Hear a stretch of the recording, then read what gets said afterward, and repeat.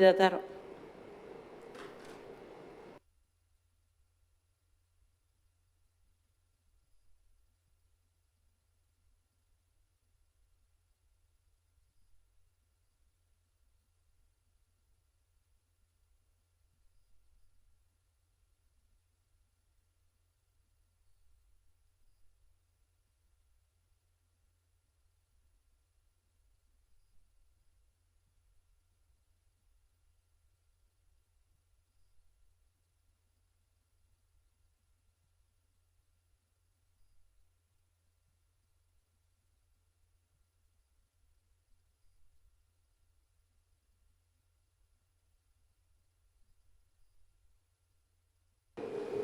Ating nga po ngayon sa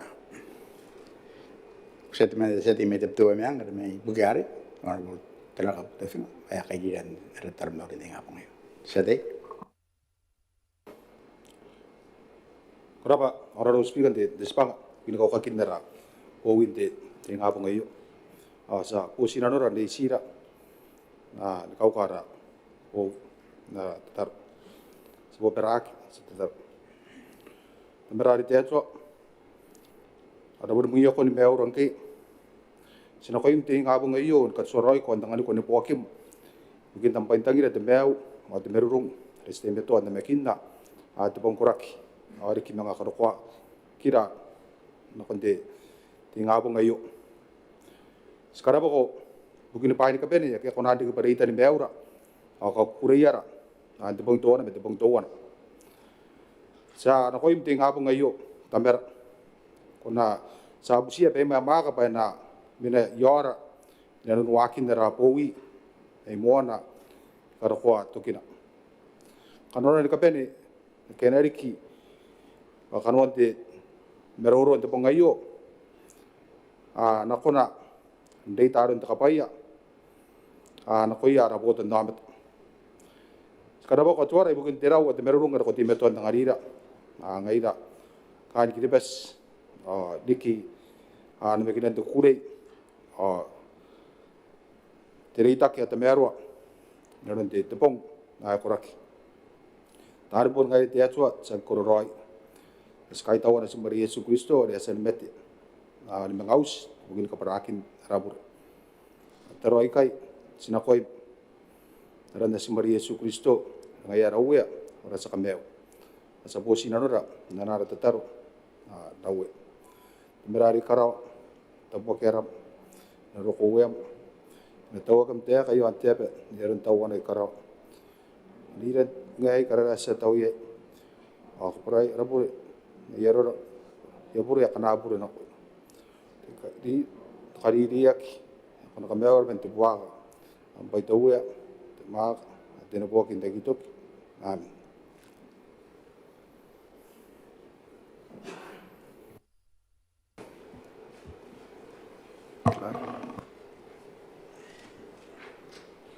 Mga rinanoa, ayakanwa tante, mayroon the chairman, the business committee.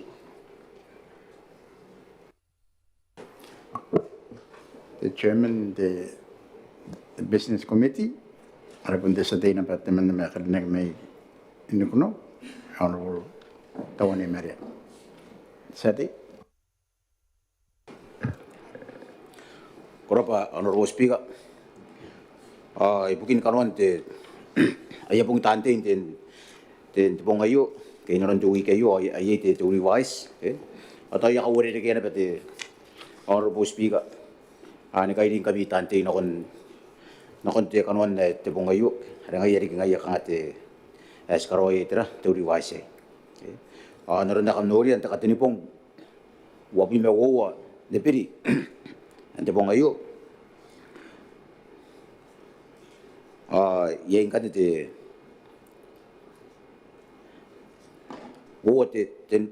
tenua te repos ana repos te PAC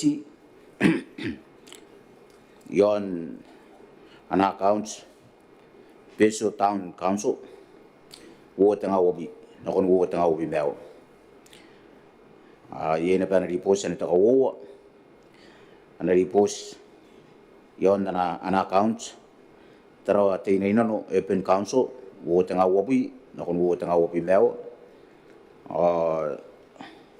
ana report te PSC ke te Business Committee yon te Powin te Maneaba ni Maungatabu te takatui me woa ni Powi ken sitting yon takatui me tenua ni Maneaba Maungatabu are pongina ki woa na kon te pui me wanua di tempo wo te ngā wapui meo te pira te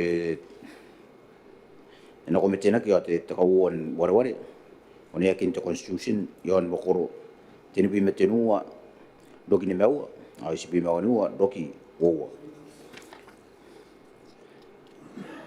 te kapung kanere na pung te tautek te kani mepung wapui meua ne Eberi na pung na bate ia pung tantei kanona kan te insisaki kana yei ni kiran motions ana sinaka to kaina pe te kani mepung koraba honorable speaker Berapa sate asi katam rade am constitution ada an pas sakit ini pun meten wa teni pun mau te terok mau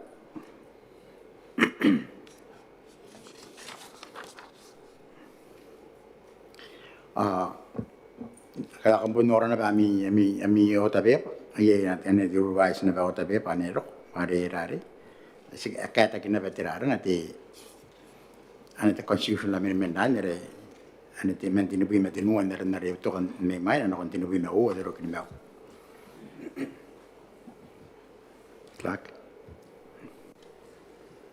Taiboranaki te Beeba Nambwa the Minister of Fisheries and Ocean Resources yon the Ministry of Fisheries and Ocean Resources annual report o watanga wa mewa Beeba Nambwa te metenua kairara wa mewa tayan kos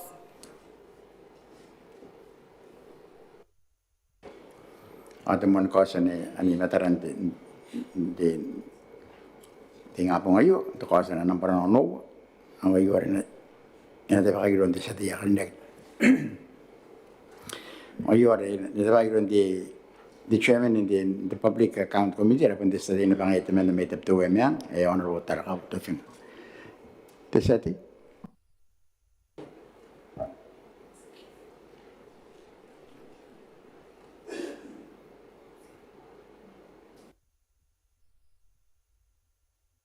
aya de sati metaro de nenan am de boy wai am point of what Raba sabar iware de sika tandoi bayang ni stu court ane na te clark te tipo pe namba te wi metinu o wi me mau e te yo ko pa sika sa pa te bu te wi metinu kaira o wi no ora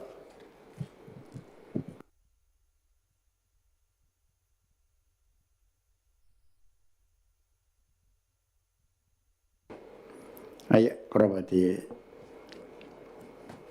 sati te sati ari yasan nan ko the floor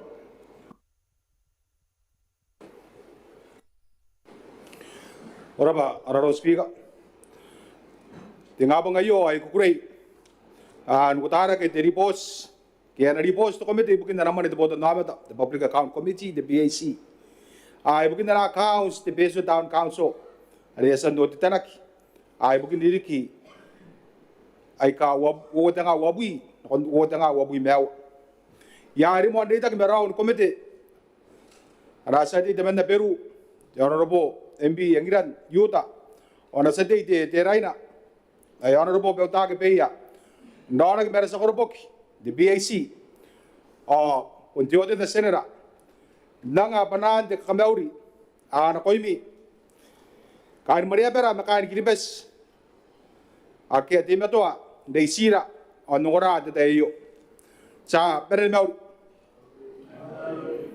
honorable speaker the report se pode me minta makurin tutuo ki ode tanakin na accounts the Betio Town Council BTC ibukin diri ki kana manewek wo tanga wabui na kon wo tanga wabui meo ore asan rinanoa to Komete the BAC on kosina koi ye era kukune iango ni ibuobuoki Tabiteuea. Ibukin na roro to Maneaba magiribes. Ora ripos ti ode da senera ibukin na councilor at the BTC. Pondo na may bukon ripos ay kapain ririki ay kangkay diki. Are ponto kinwo tanga wo bimewa. O ayo are pontay taiboranaki na pendara Maneaba. Ayo dokin ririki anako wo tanga wo bimewa. Dinanokin ripos ay kapain ririki ay kangkay. Yokonan the Maneaba ayo o kayay tabeya. Ni kainis na kanuan de makuri ni konan de min kanuan de ribos na kukune kainis de ribos ayo magurian na accounts de BDC iraw to Komete wa kinan de tinamakay na beberuare mo de kayo re kanuan na pande meroro nu ke re karawa ke mete meya ana bonomi ni kiraka awana samane te councilor de meroro nu kayo re pun kaina kina beiro de sakorobo ke DMC ona obisa ake kainis pangaya meteruan na accounts sa council te merorun ko ke o rinanoa ke kanga kios panagu ni ode de senera ibukin diri kay kalimawa ay kay dere min suwakin dere may min suwakin ke ode tanakin na accounts te BTC ibukin diri ki ay kalimawa ay kay pa yaki konan nga nakukune ako ode de senera kaya mais pe kakire ke muia ke disclaimer. Yo sinto kukune yo pa ya kita mero aron terwakin na accounts ta councilor. Ya nakian ka kwawa apun naki. Irakin nanon detsua na cases bugin ka ponganakin na naman te Botannaomata. Bugin diri kay kawo nga wabu ina kono nga wabu mewa. Ayos pa mais ka nga ikakuniak naron Tabiteuea ikakadiriaki ikay. Te taraw te councilor ete te mais sa to wana te sumari te nua te million ibukin te ririki a wowa te nga wabu mewa angina pa indi kay kapakana ko on naki ari muya kia on naki ana be mui pe paia e na ko wa kiroi ana taraw te councilor ete te mais sa no bu tabun te nga ari sina be ibukin te ririki a wowa te nga wabu mewa pagamane ka karawa kinaki ana kariya te kiraka awakira ke min ke buan pepa ni pakamane terani PV ma ke ni pepa ni ka kawa ni pakamane e bure ni min tawaki ni min pakamane te mais te buat abun tenga ya ki boroi ni ware ke as ni pepa ni mane the general ledger or the financial statements on data ke mete tawaki ni min disease ya itena no time claims ke wata me ka kapakaki na ponte sa kapakaki ibukin wo tanga wo bi metenua a wo tanga wo bi mewa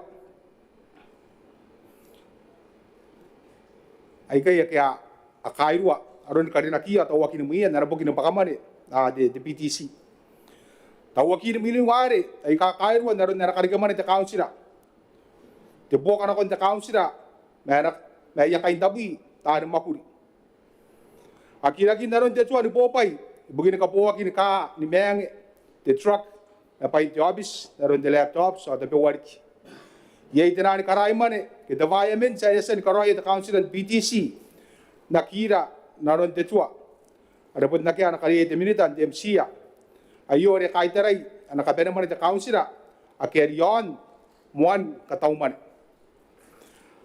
agireken the mais e katiak ana kari ke mane the council the mais buburana wabubua abi tabun tenga ibukin tiriri ka wo tanga wabu me wowa a te bubo te nebu tabun tenga diriki a wo tanga wabu me wo anga ka berian warire ke wari ande riaki deke ke yaki teke ke ana tage te BTC bukin tiriri akan men te ka kare ke yaki meiro te meya te council ayo angkai pun temuan tai ay karawa ki tuan na accounts the council and BDC ay kano ko para na kay daw de meya ibukin na iyo ari kikukuna ibukin the council kaya na council a BDC ya manila ki pana ari kikukuna ikay apoy na kin na nawagi the council luaru ko de tamero warki ibukin tarawakin ay accounts kano ko para na ni kaya na ko de meya de kinakon DMC ibukin karawakin kokorokorakin di kisbangaya suwa na accounts the council di kaya nis me pia pa ni mani ya kiti meto ni karukwaki an chuaki ni katua ni karokot dokin na makaina inore kakawakin karinakia meyes de dereitak gite meri digimentem sia ron dereitane ia indeitak na kontikiraka o de samane ia tai de petai aria aroko de nar meri awaki kaya kaki iruya tar makuri ia nora dia ine de meia pana konar pon karinaki na ron deran deitak ana konar pon ruamin deitak kai inora kina pe menderaitere de councilor kaina ron de kameta ta no ya councilor ibukin dia tai yon suan temane o cases Tabiteuea ibukin teraruaki na accounts ta councilor iore na kona ni ibuobuoki me Tabiteuea councilor isiropea na waki ke teraruaki na accounts ta councilor e kaunga kina pe diode de senera pa na kona ni karawa na tutuo ni katoa ririki karawa kin de meroro me ta councilor yon tai en kukune tauroi ta councilor ke tauroi ta councilor dinero kanwan na accounts bukin ririki bukin ririki au tanga au butimwaea ke apun kona rinanoa on dumuiaki o iori ya waki makuriana me te TMC te BDC naron ngorara ke reritakira kai te TMC te yo mente meroro re karawa ke TMC yo ni kanganga ke katiria ke bukin ta councilor BDC o kai Tabiteuea itera ke awakinaki bukin to paki ni kanganga mangarina no akin te cases bukin ka pongana akin manin te tautea kan makoro te local government financial instructions area mga katamerwak or karabe pe akiri ki kanwana by the local government financial and asset management instructions ka pongana akin pa ni makuru apo bukin makurian accounts the accounting package apo area na koran dumuyak kaya na koran dumuyak ya accounts ara accounts na ntai na area kente taina pe are e wakinaki karinaki nuare mendanaitere te councilor ayo ane yasen karawaki ai kangati te kakatai ana trial de MCA mera councilor ai ka bubura BTC o TUC the maguri me te councilor dinano yana accounts BTC tiki bukin nuare ake apun koran dumuyak o kena pun o ke apun mentaia kanarang pun kami unaki pero ngaki te katane na ko ya tani mane mendanaitere te MCA kita anu mana darun te CFC ibu kini kau dengar kini kakak awak kita Tabiteuea di kion suan temane kakak awak kini kau pain te Botannaomata arpun te council benar itu tu Komete kaveni yang oni bobo kai ibu kini warokon te kata merwa nakon na accounts te BTC puni kau ngakin di MCA di internal audit di karawa di tujuan tai na area nakon na accounts council ni kainis me pe pa ni mane akia karorokoaki na konde yobis ni kato to na makaina tinano akin ware metaro wa keti meto ndus pakanoan na accounts councilor penili kai kana ko ni karo ko wote nga wo butimwaea karawagin ta katania ina ko yatano man ta councilor yon suan te mane ka kesi sibukin kapungan akin na naman te tautea na makoro apun tautea kan kilibas tinano akin min na yamakuri dan makurin ta councilor imai karawakin ka mainga kia apun karawakin ka tsua ai karia ina ko yatano makuri ika kuniak nak ira tuan temane me cases apun tuan temakuri mendeir kune kai mendeir kune ai kaos bukin na accounts the councilor the Betio Town Council kau ta terorame to Komete ke ami Komete yo ronde tatararua ami mere na konti accounts ronde reason maniaki ka kawa para councilor the BTC untuk na councilor bubura kakawag di terorwa ta meron na kon kaupaina o di terorwakin na accounts yang ana kaungan na Komete na kon DMC pun ta councilor bukin Tabiteuea kakawag bukin terorwakin kaupain ta councilor yang ana kahit to Komete na kon Tabiteuea na kain rabis bukin butimwaea ni kanganga ay kaos menanoia ni kantaray kukune ikay ke kanganga ikay akena kon andi pa waro kon ta merwa ari yon ariki te kai daw no kon DMC daw roya ni makuri kukune kera kukune to de senera on yango te kata merwa ake katiriak pakaron de meroro ay kay ake katiriak pakaron de meroro de sakorobo ke ora tan makuri korabo no speaker American ya kure tabi kata kas kata Maneaba Maungatabu yo na butimwaea na repos on yango ribooti to Komete bukin na accounts the council at the Betio Town Council bukin ririki ikaw te nga wabi na kon te nga wabi meaw koraba speak Korapa sati ang kanya nakakak di menanitira di tautera teminda ibukin katina per tautera rinanoa and the Honorable Harry Tirais. Minute. Korapa speaker. Tapos kawag sina kamauriran te ngapo ngayo na ko speaker te presidente ta ko men minita tante ini kapan puntan ng orani kapan dita ki makain no makura tarawate ina yata di panante meu at merunga sa kamaurira kanda beri meuri speaker kurei na banda ka meroro ta pewa na kon na ripos te chairman te BAC ari santa begia bugin daw council ni peso te ari awasara kente te tayai ngan nan ayakan dimo te akin na ba hirang pusmaya an bauta ka te ripos ari aveni metaran te tayayo speaker kan mo na te how meroro me how te kan ka tau no ko te chairman me kai nam komete dita ke meteo te ta senera me kai na sim bugin te meton karawan spangaya dinano ya accounts atante tayayo bundana accounts au council PTC arindaron dari sakonan doria ayaro ko metara te tayayo yan kanga katapera te muyo ko yan te swa ari pondia indoko te ribosan ikai ko wa na te taran ko kone te ribosa ari apon san rangaki erang ini ibuobuoki yo ibukia au tani makuri te council ni kapani ibugini katime toan te tamero atararuan akabonganan na naman te Botannaomata ya kai tawari ki te BAC ke bonu kona ni kareke ana tai maroro me au meia au sakorobok me kan te botagini makuri ari tapena ta council aipon nanomi ni bonu kona ni manang engang ke ta boni kawari council ai kai ani maroro me te meia na ba ta obisa kana atararuan ana mane te council boni council kan speaker ika ko wa pa mendana account BTC ay kas mendana accounts te BTC ya me anda susuwaki taponi ngai anda ya karika to memeran te makuri de taye kana ko to ako na ba ni bua di posakan ibugina pa te ton taye ka sandak idang karapate tayo yo te BAC kaya kangayamon na naptitate sa ron na karawan tapena sa tayo pantaye ka na ko ikangay pun kurin kangan pun kaswa kite te council na ron atawan to wana te takanganga kanga tawa pun na ke te mus iroya aratan makuri taye kay atawa ko nang kandin na hindi ke te kanga akita pe akinan na ba te kawakinan te taran documents ay kaya ako ng support ka anak ko ne te BAC kana ero kon karawan na susu irang gakawa ay puto ka te tokawa ay ara na account te PTC te tayo kun pa kayan te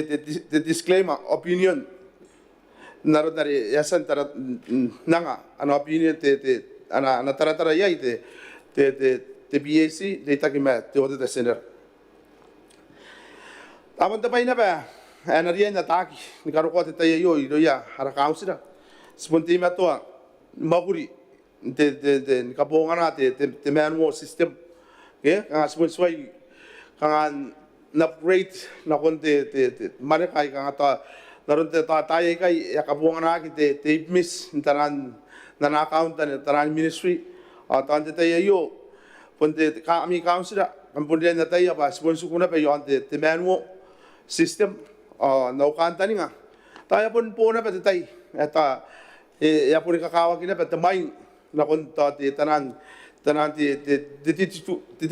mera ke hare naron na sa tayo ay po computer kay te tawag rinanoa te internet sa saro ko rinanoa te tayo ang ipon punti ma to nang te kaparapura ibukin agitaw roin te ribosay kay man naron na ya posen maroro kain maka na utapon makuri asira pon tema to an kakura ira ngai te ministry an puto ka painaki mga kona ni bua tanan pe pari ka kowa agera tangira kinanon te tai towana matowana ngkanaro na pa kamama ngaroko ngkarawa mi ripos ngkarawa mi oteta de tai nanon mga wa diri kai mara ponang kai tau pa de rokon de ripos de tai yo pon ngani na pa ngaira ta digi temili de ngai de tai yo korani kin karape pa yara tara ke ha ni bo kani yang o me te terapatayo si kanga ira kay ro te to ko kanga si bon meme te tayo ke si bon nang kanga yai ke kanga pakan rabu ito tanan no rataran di bos te tayo ba ira pa di bos kan pa yang anira te to sina te inak ba yang anira di kita kaungan no pa sina kami to ira makuri kora ibukin apa yes pangara ay kakawag ibukin tararuan anamane the Botannaomata bari pondangin the bokat the support grants ane pon anamane Tabiteuea ari iroko rinanoa the support grant nakon Town Council te ikani kawan na ba te tau sayo pa ponia ina ba de ta menayetera tani makuri apon yite kanga te meroro are ke inanon dare kam sani Betio punia ina pa kanga to yororo me o kanga ya keses to tana ibukin te wari are te ba te tarau are to wana point te million area pare ayo pun kanwan dare aswangai o abubusi ina pa tirange kampun konan tarayo pa pun ko pa pun te tarau are ke nuanga wabi mewa to wana point te million ke si narayango ta council ni peso ya ki businte ana budget in taina ko ya ki rokon te million kato ririki ma ipaka yan te tira ni million kanga busina ke te tokwata ni million te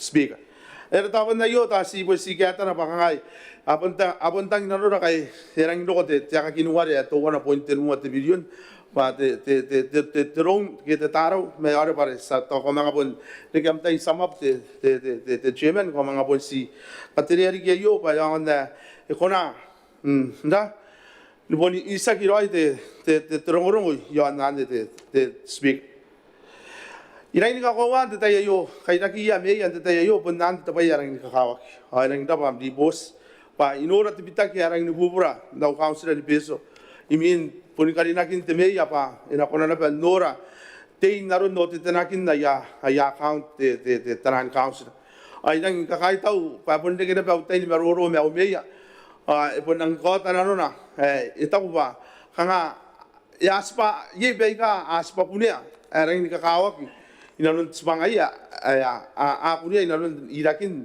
suakin te ya account ai nang kai tau pa tau pa te yo erang arang kaya ki ta council ni beso te meia mana council ni kona nata kawakin te ni kona ni comply me tanan sua akana asante pasua ibukin te gases ibukin te mare ihura ina pente akinna ba yon te takatane yai narod nare even te repos irang mais na ba pura inga tanawatan te yo ba apen ro ami te CFC ba yon na biyo mo pokoro ni kapani apen yang kai tau roi apen logo yon tarawa pa anang yai to workshop na koroak ke jang ri bukin da pa mga punte capacity building pun ka karikira ke ndi ke ya ta yon tararuakin anamane te Botannaomata ta council inang kai tau kaya kunan de ke Mwane nakin na yo idon na karikira ke te koi rap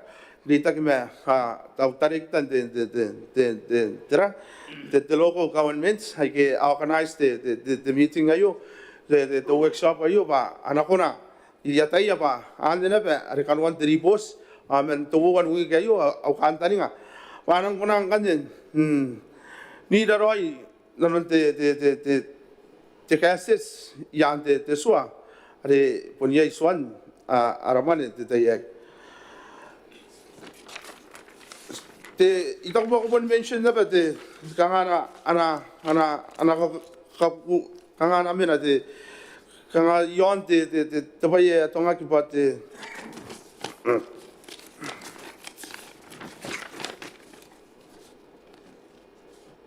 iaon the local government financial Rairana ki pa te LGFSI ke the local government's financial and store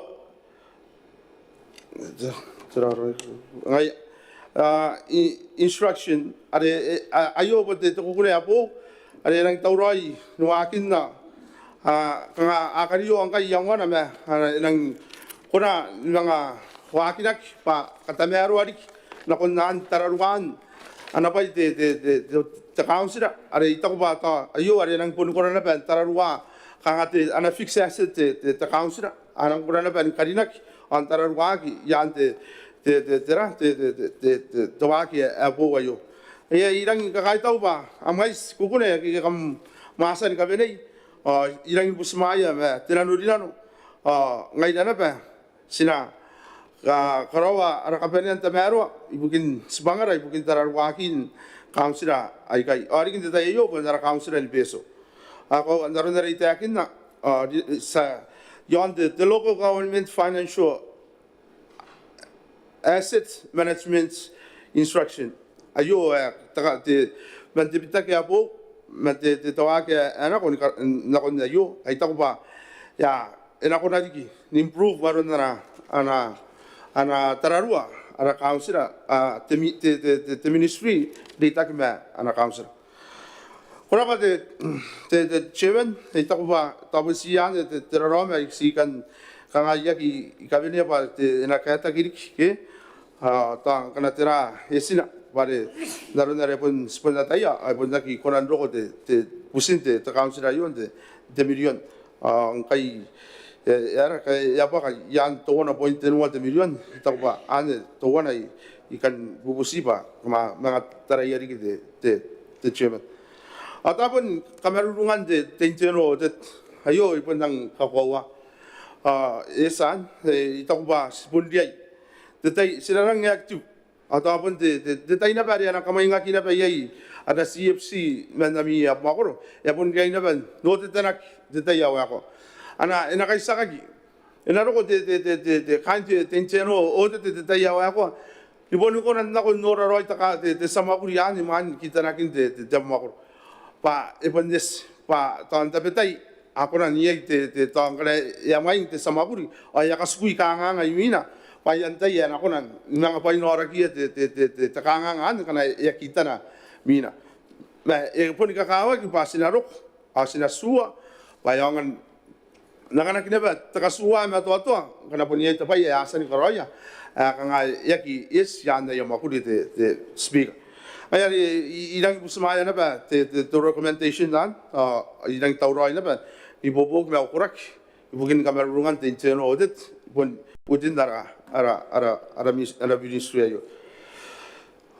ko tapos siya kanya ay kante akin na may ilang kateria on songin kami pa ami waki na kamuakin na yo ipunyay te improve ang kurakura nara council en peso ata ang kaya roya kana ipunipane te asunu mari ari gasan ton kariyan to montay ay ko nang kay mga overspent ke the allocation dari asan but the provision nan dari yan ya katawman ari giyasan kariyan de montay ay ya katawman ako na ko nang kay peso kay ya punibus ke aya ya yarang kuray de meya mana council pa sa san meroro hapon ko sa ya pun ka kamek apun na natia ka te meya etap ya pun ka kamek kana ko pun nakina pa ida nanon te kabunganan na naman ito Botannaomata to kuna to ko ba pun yai te toroji ro ma ko kunan karoy mga ya pun ko apun ka kawag mga yesu ko na pa ni betiak na kun nara ana rapat de jausinte de public account committee ke ngayare itaw ba ay kay beka ari kay nanu de tayo asinang inkukuray de ribos hote amka kamakuri payataya ba Yes, sakuna hari kami anu ana mana tu Botannaomata ari nakon te council. Mentea ka Tabiteuea kai narodere ya bosan te akin ya butimwaea te ribo sayo. Irang ina barik sidang tema to dari itaki mengkami.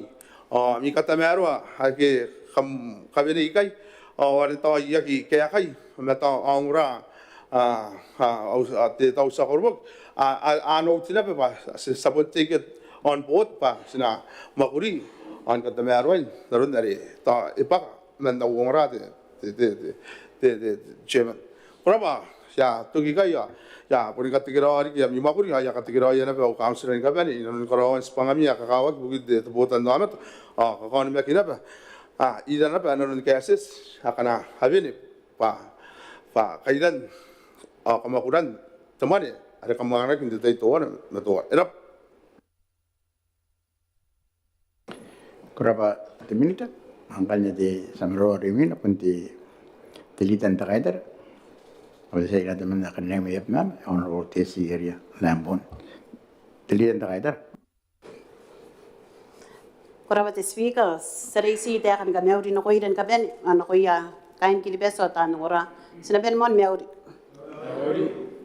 Askarabara sa beiren ten Komete de PAC Komete anamanet Botannaomata nana ribo seriesan kavinia yon nana accounts the council and beso narune se sen kongrayak songorana bena kaya kate minita yon to kaya kan tenan kanwan tenan ribos mena ana iango te Komete aspeni kakaitaw tenan mapuria kyasan korowak yon te terei sekarang ane pera meroro te speaker yon te spanga man takakawa spota ka butimwaea na ribos ara Komete ngaro spanga na yon na account ara council to wana te Betio Town Council sinori to tenan kanganga ria avene na ribos to te senera are yorai makuri te PAC ni mga ongora iroya ke Tabiteuea ai to pa te kanuan te ribos are ire men wo tanga wabui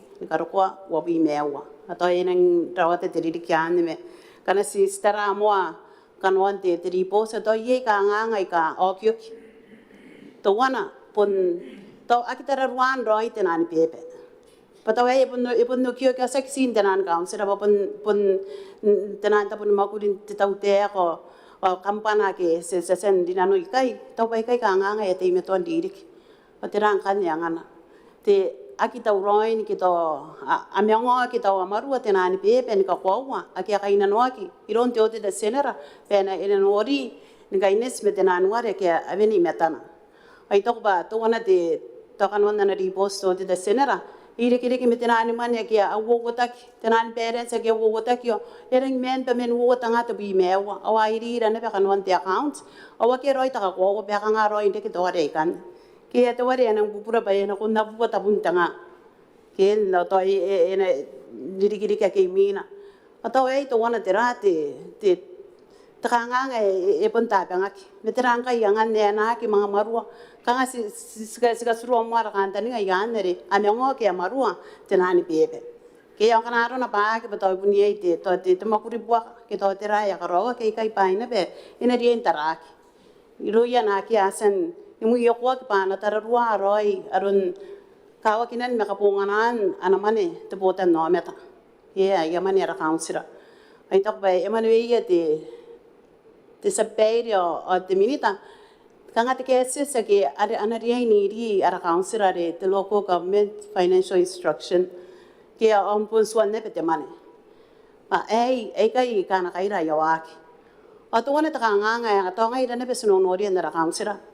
Pepun wari ki otai ara council yon te arun te man makanya even imetai yana bete te trial balance so kanga ye kiroi nang yana kon kanta ka para makanya na koroi ta ka para ota ai to patuana te pai to inatarak pana kon na beni montai ni popo ngana anora to terate ke itera te biu na rein ka merurungak atoi anakona na ben noria ara council ai to wana ara yung to yon te terane bare dukin te tai te beia ara meia ora council tara ruana ya council e mere sek tanda bekau o ye tanda bekau wa ke asan asen karukwa ki meiron anarapa te tautea te finance te MCA ke atakataka patani popo ki na ko yara kausira anari ni bene roya ang kai suno nori tena di posa sabo me yokiok ba yega abure ne yen nikarina pa na re na ki menande the accounts receivables pa na menande accounts payables ki na menande ai kai deswarigi ka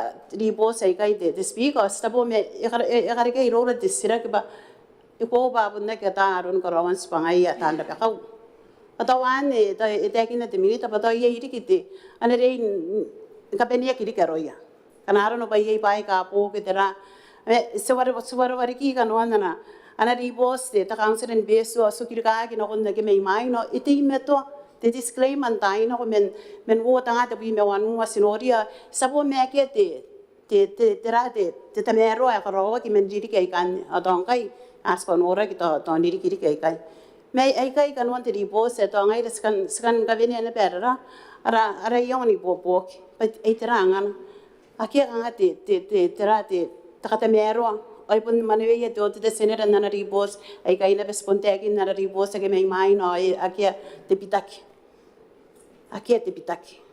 ay sina katebea te minita pena katayin kakayangan ne ay patirang kayangan ne angay to wan ara ibobok parere ke na bera tayin takatakan na council ana riay pun kari ke tayin kangan de ni kami tata kiroi ara meya ora council yon pusin de mane te local government financial instruction pana konan na tayo patera pai na tarataraya kane veni metaya te trial balance ada ana rinanoa na katuatai awan ng kanya to ano konan kangai pun sakita anda beka wa tawai kai ngai ereken na mane veya te meya men na council be so bare e pun nis ake tai ne vai kari ke pare ake na be no nori tenan rate tenan memeroro ai tau mana ko nari kini poka kin garawan spangaya atau ya pun kai nis na ko yen ka pen meya yon na council ka pen penarangi popo ki angai da sinora ne be kakawa kin ne me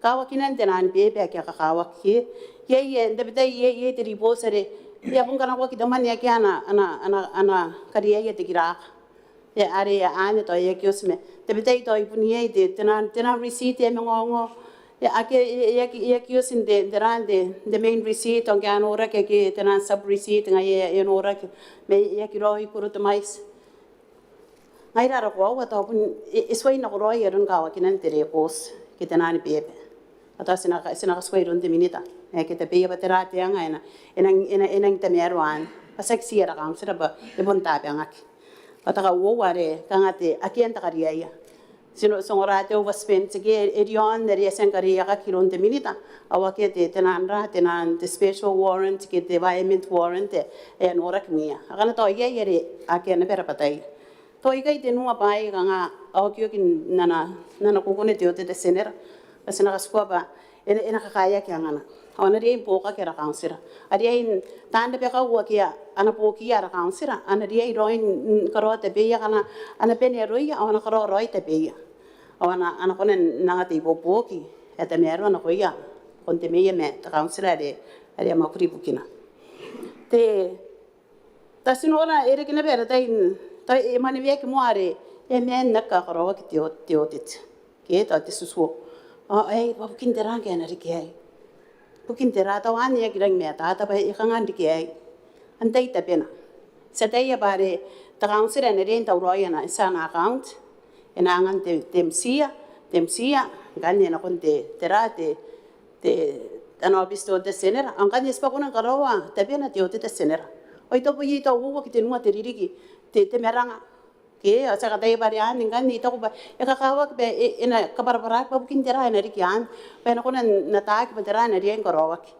mesna kaspa bari ai na besna kaspa na konte minita ke ta minita i kaumen pana ana kata interaya pa yare na rikian kanarno pa yare me ron ta council te rata kangang ina ria impo ka ta council kana te kangang men te tapon makuri ina ria ina me kakaya ka ngane pa yare ne montai pa esani te kina na accounts te peso pa erang ngito ya kamen nora kirik ke dai kai te pa ka te tenan lorong ena kakaupan ana takin tai ire kina pera tain tara kan wanna ana katauman ite ta council and beso o to sinoria ba ye yan na nakarekomend to po ka mayroon te tautea ang ay reis tara ya pare kai kanwan to naman ito Botannaomata re skakariya may kai yan ang kara council sinoria ba te tira ye te support grant re pun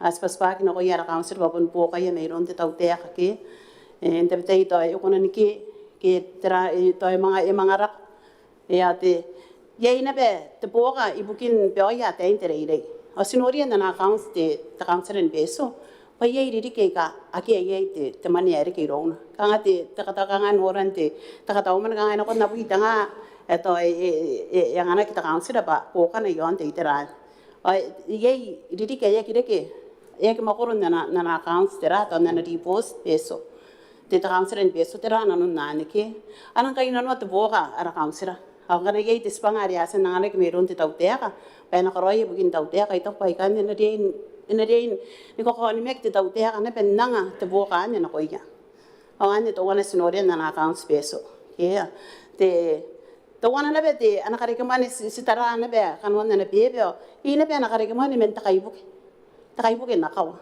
ay to be kanwan na ya karekamani ra accounts ra ka to tenua ay ko te ana te pororoi me te tautea ka pa are ay kaibuke re ang ko spaya takaibuke na kawa re ya kabuta kiron te CPP takanda ni nga ba te CPP ina kapakate manin ka tuwa ririki na ko iya kang sray kay ke parehan ka nga kanwan ina kabusa me na yey taman si tarain nga sa kinora te takanaro na ba to si ya kirigin metara nga ay to wana te ya kari ka manera kang sira ori ka kang sira ka abubura ay ka te peso tarawate inainan yang kai ka ismeroro kina ana account peso ito ba ay to wana na taraka ba anariyain ka kurwa kina nun tenan pororoi aki asa ni meni ori ki bukin temane pare e kain inang kain no temane abubura terate ra account sen peso pare nang bubura kai spangan ay bukin to Botannaomata na be mais ay kan to sinakabini apa ay ngai nang kanis sa tarare kanwante terate tepo kare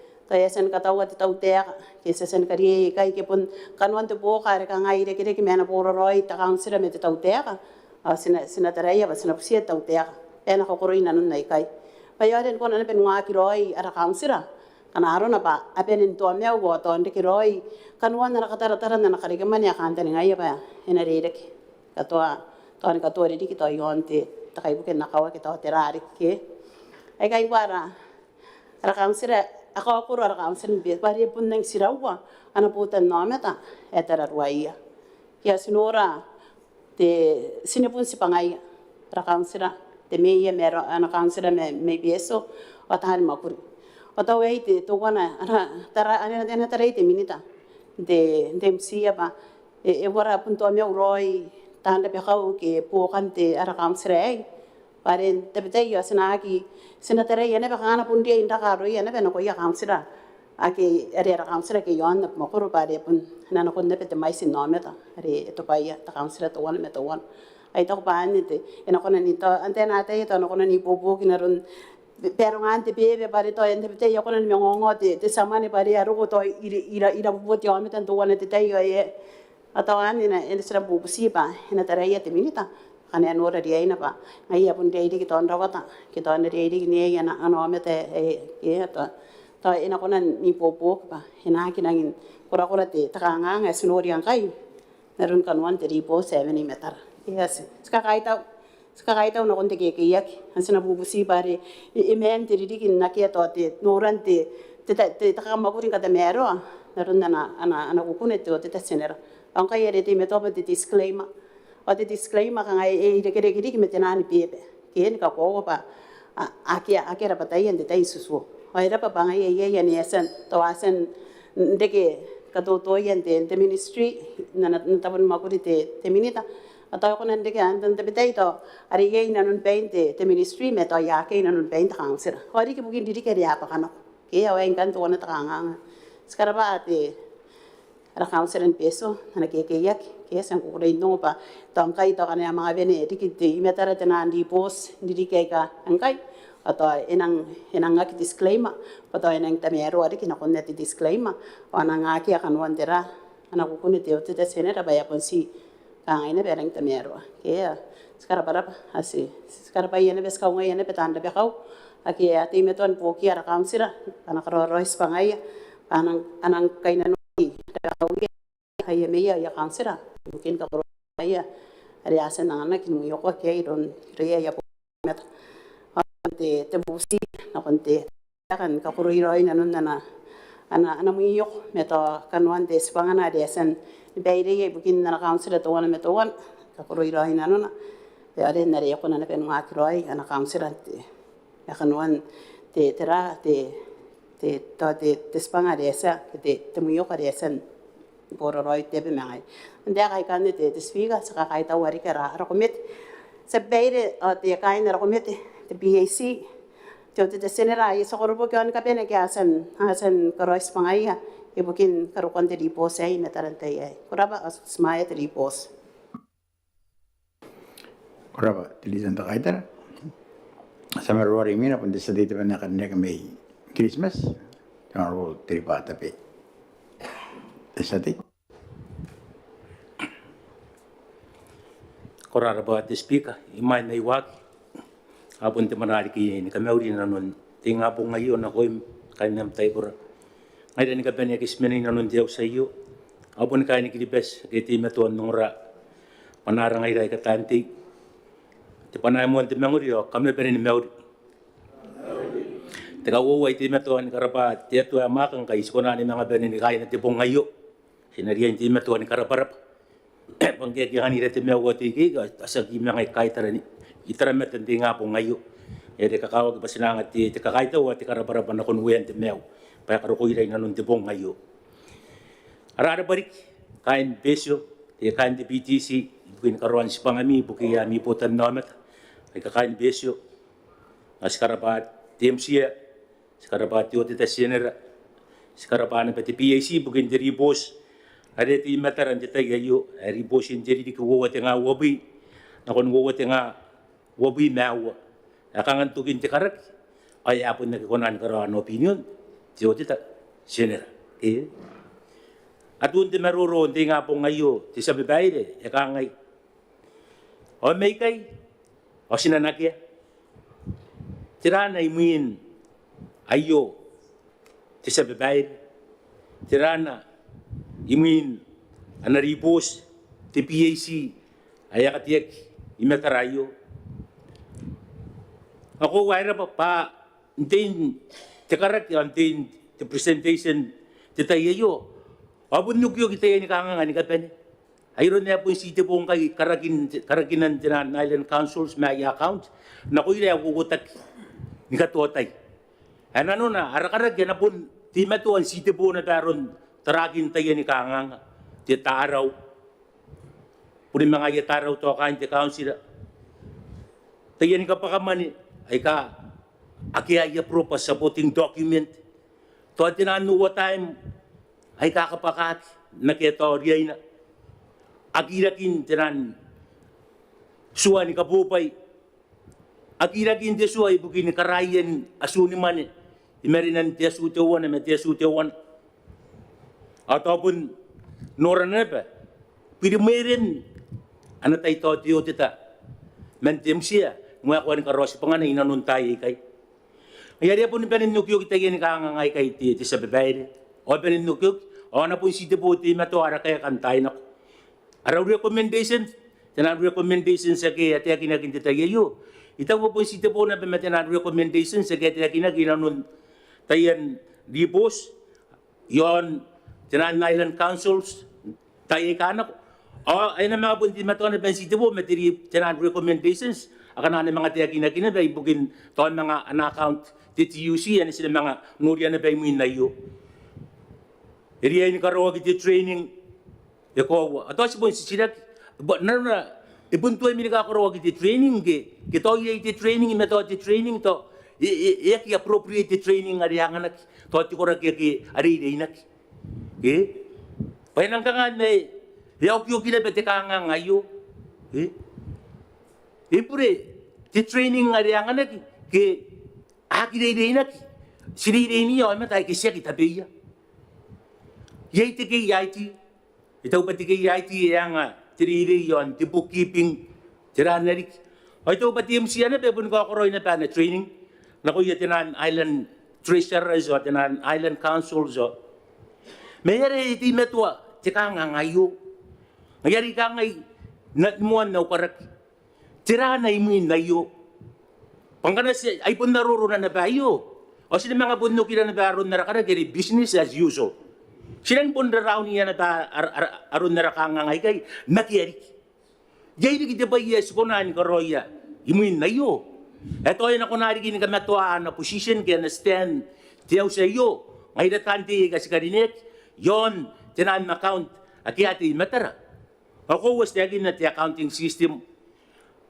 Ay, inakanga ni mapuro ti accounting system. Nga na, kuhagi na ba ako ng tararuay, tinan document ay ka, waririk.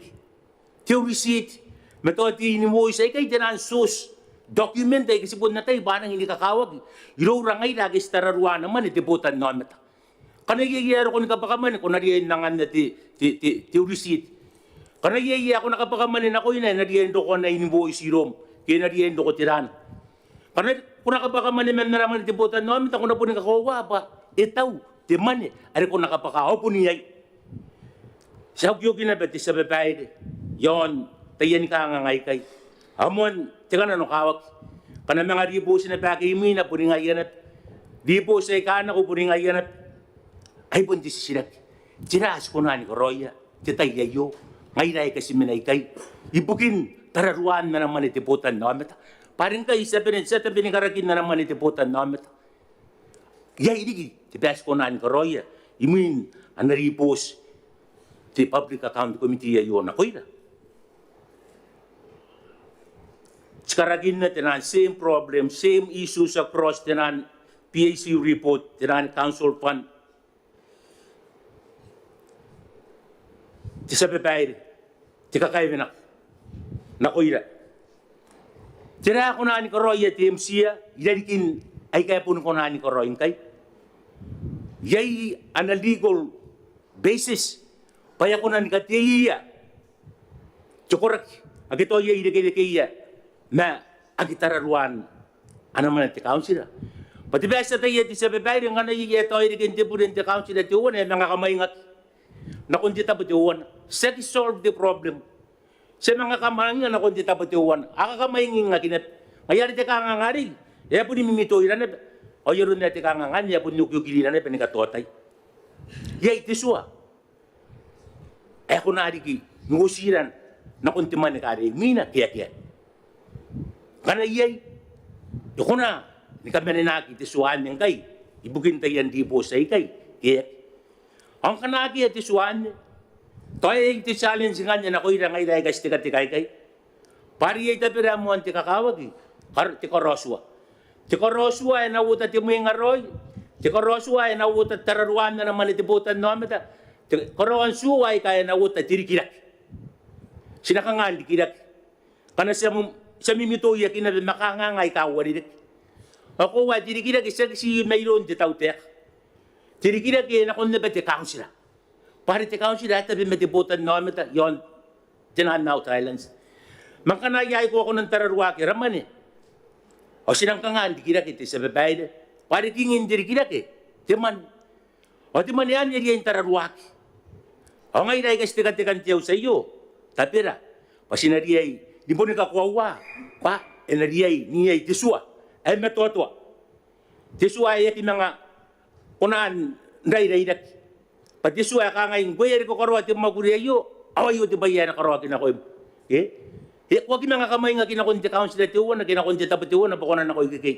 Nakunang niyay, karwa ti betay, ayun ako. Siya kuwa, hindi ray-ray, tinang system si matinandra, matikanga nga, punyuk-yuk. Sa babae, wari ka umeruro, titayayo. Mantukin na umeruro, ay pun kami niya pati challenge na ko ilan titayayo. Ay tirana. Ay sa kunan ni Koroya. Ngayra. Ay kasi stikat-tikan titayayo. Nakon niya sa umungunat. Tinandi pos, sibusimay. Mahagya. Tibayas ko na ni Koroya, ay naku na adik. Diyan na, uwi na. Itaw pa titayayo. Yakay nanuak. Tiswa, ay matotoa, ay natinawi na. Ibukin suwan na naman, ti Botannaomata. Oscar pati minitan the finance mana ana public finance management bill dari usar. Orang kantani nga patoy nununtay no ay nadin na pa. Ayo the council ke rapateri ke kita beu. Payongan niya pun kuna nurak pangay kay.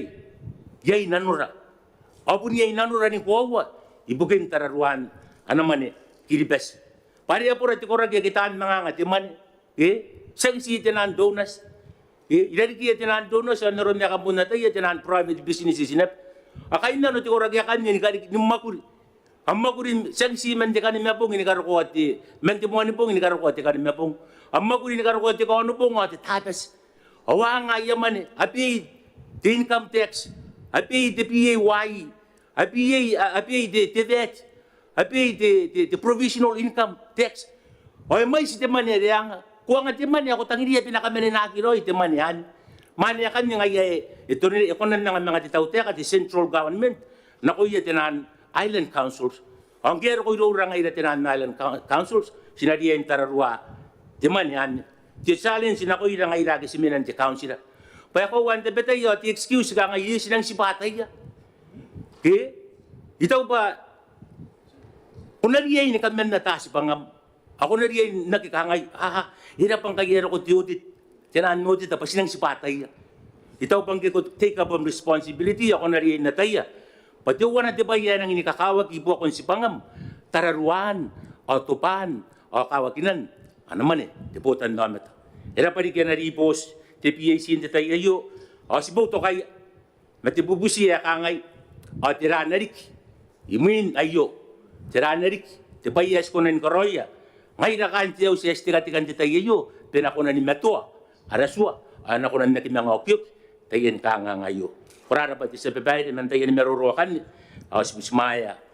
Ano recommendation ti PAC narabubusi ari o tiranarik es ko na ni koroya. Imin na iyo rara pa. Yung ra akam rara pa.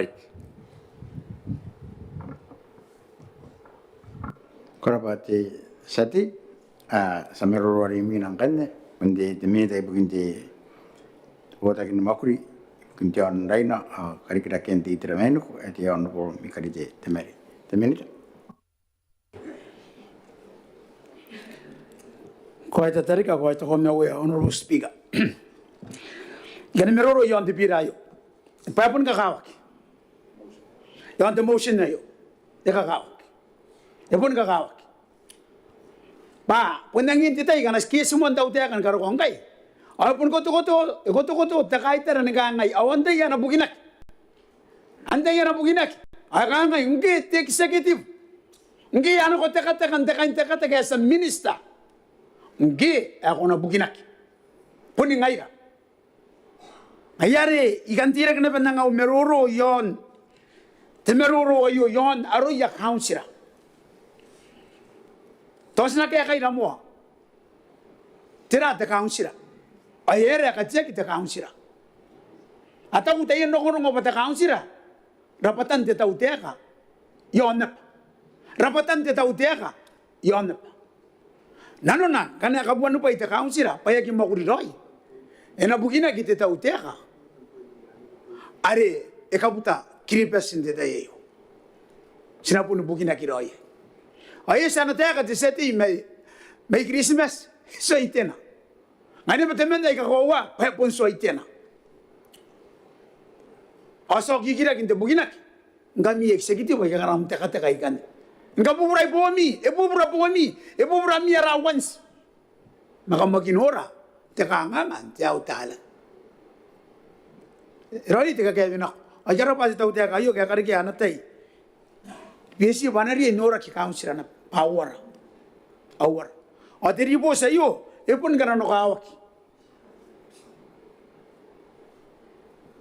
Para ka na ko kira swante te procurement.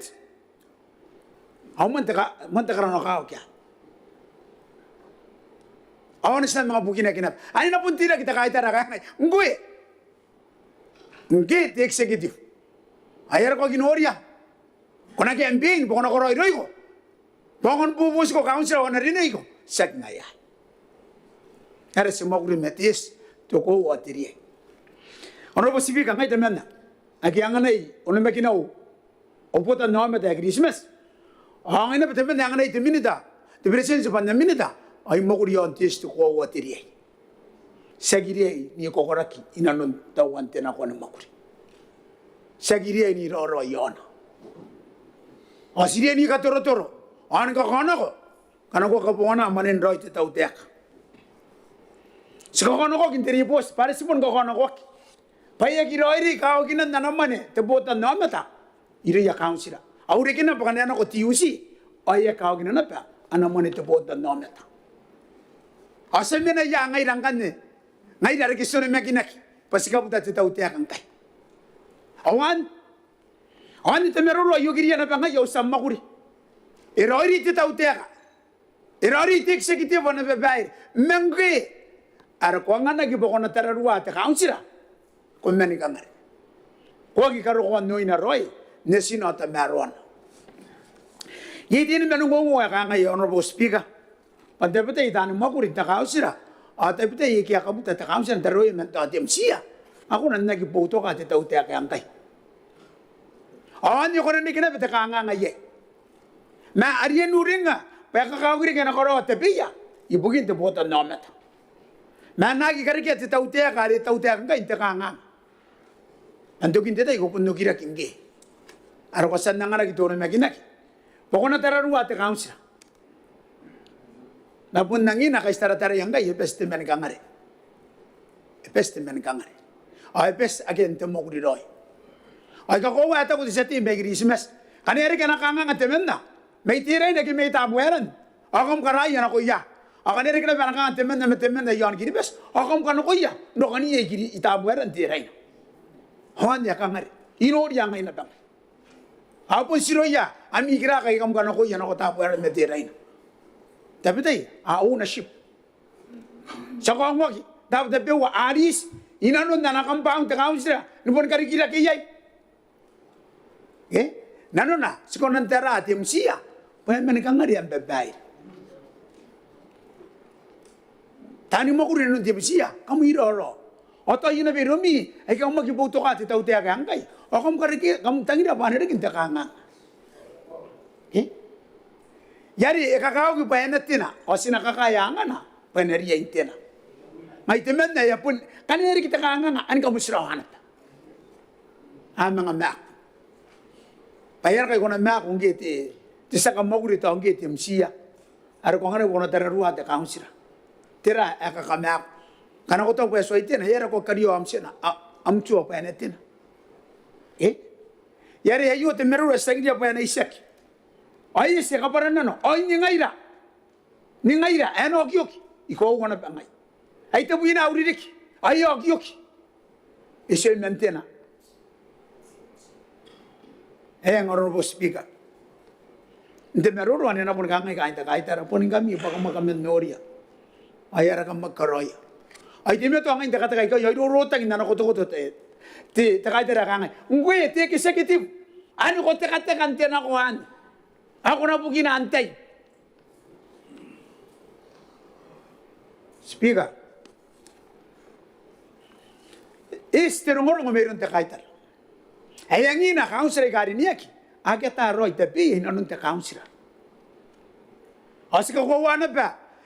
Ay kaya kon nunumi now talan pati kira ka kita assistant clerk. Agi pa rin na pa. O taya. Nkabutan te logo government. Aki o tayay. Apun na kiyota yay. Yaran Tabiteuea yakona nuburi-buriek. Ira ya council ay kata kan tekai ka pa council. Ako na men ka ngoya. Tani mo kuri ay kan. Apuri. Pari angwa ang nagturo megina ki menaya makor. Menaya kawa. Ang Tabiteuea ako na ni mako tani mo kuri ay kay. Ako na men karo Tabiteuea. Bari epuri metoto panaya council. Yari to ba nang dori ye. Tira roy wan the council. Emerina katen council ibuki. To taranong ko rimo. Emerina pare e kun ro rapatan te tau te ikan.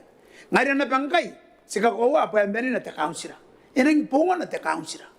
Meta na ke emerina nun te council. Council te meye te council. Te gira ka meta ni makuri. Awara ye. Apun ko roi te pia ke ak. Ai na mekinna ai ko roi te pia. Auto kin titai. So gira ki ngaira. Asa tonga ki patay in executive. Ay kiskabuta te tau te akang kai. Iti meto anda rome patira pa inorokian. Itaku de sete me giri semestra pa inorokian ano pa inorokia kinengai. Ngai na pa wata pa. Ena tena nengai. Aure ke na ko nan tena kana ko. E pere ngai rarte si wotiriki. Ena ko nan tena.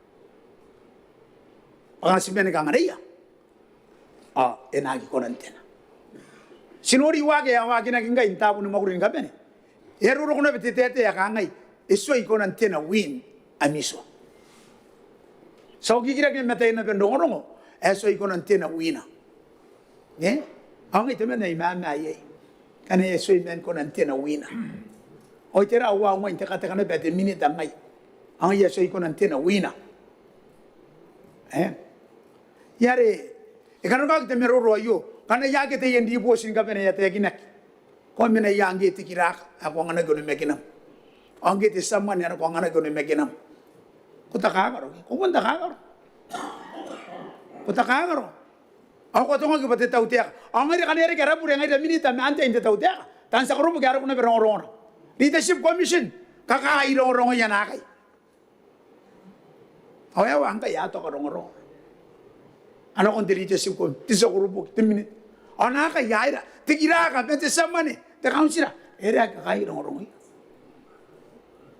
Ka era na makamba kaka iro rong ya timeya. Kaunsira. Ngayan. Isa. Iso inang tamaro ro yaron katian te tau teaka ion napa. Ai ka meura. Kania pun katia ki roi tisu e tire roi.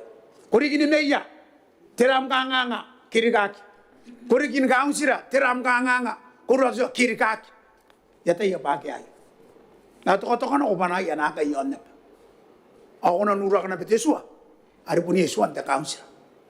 Ata kangana bangkan iri ara kiraka. Ata ko men na kiraka kenta iriki. Tan sama na raska na koya. Kya kira rome. Ay ko wente me ro pa ki pe no ngoya. Agi pe no. Ate no no ango ya ter ta katira ki. Ango ya ter ta katira ki. Ay ka mi mira kana sara on kana koya ka pa ko. Ay ka ngona ona no ko onda pa ngam ta kausira. Asta uya itara. Ande ne beta ka ngama tutan. Na ke pe no ngoya si onu me kiria. Tos kan ko yan ako, the council ang ayaraw. Era sinatabua kata meron the council. Orang ngayon pun dapatan te tau tiak. Dapatan te tau tiak ay buki. Dapatan te tau tiak ang natunga ginapa ay ka out islands. Tangin na meron pag Christmas segti out island. Takapito. Segti out island Christmas. Takapito. Anakariyan ako kiribas. Tuwaran na pa po ni ngayon na pa. Dari kintaro. Iyan na international airport. All ministries are there. Mas sinatete yon nari out island. Pasal nuri wagay kay awan. Kapag na maganda pa council, amang agkakaya ang inon the council. Agiri niya ki, amang ribas daw tayo kay apunuin kapag kakati service.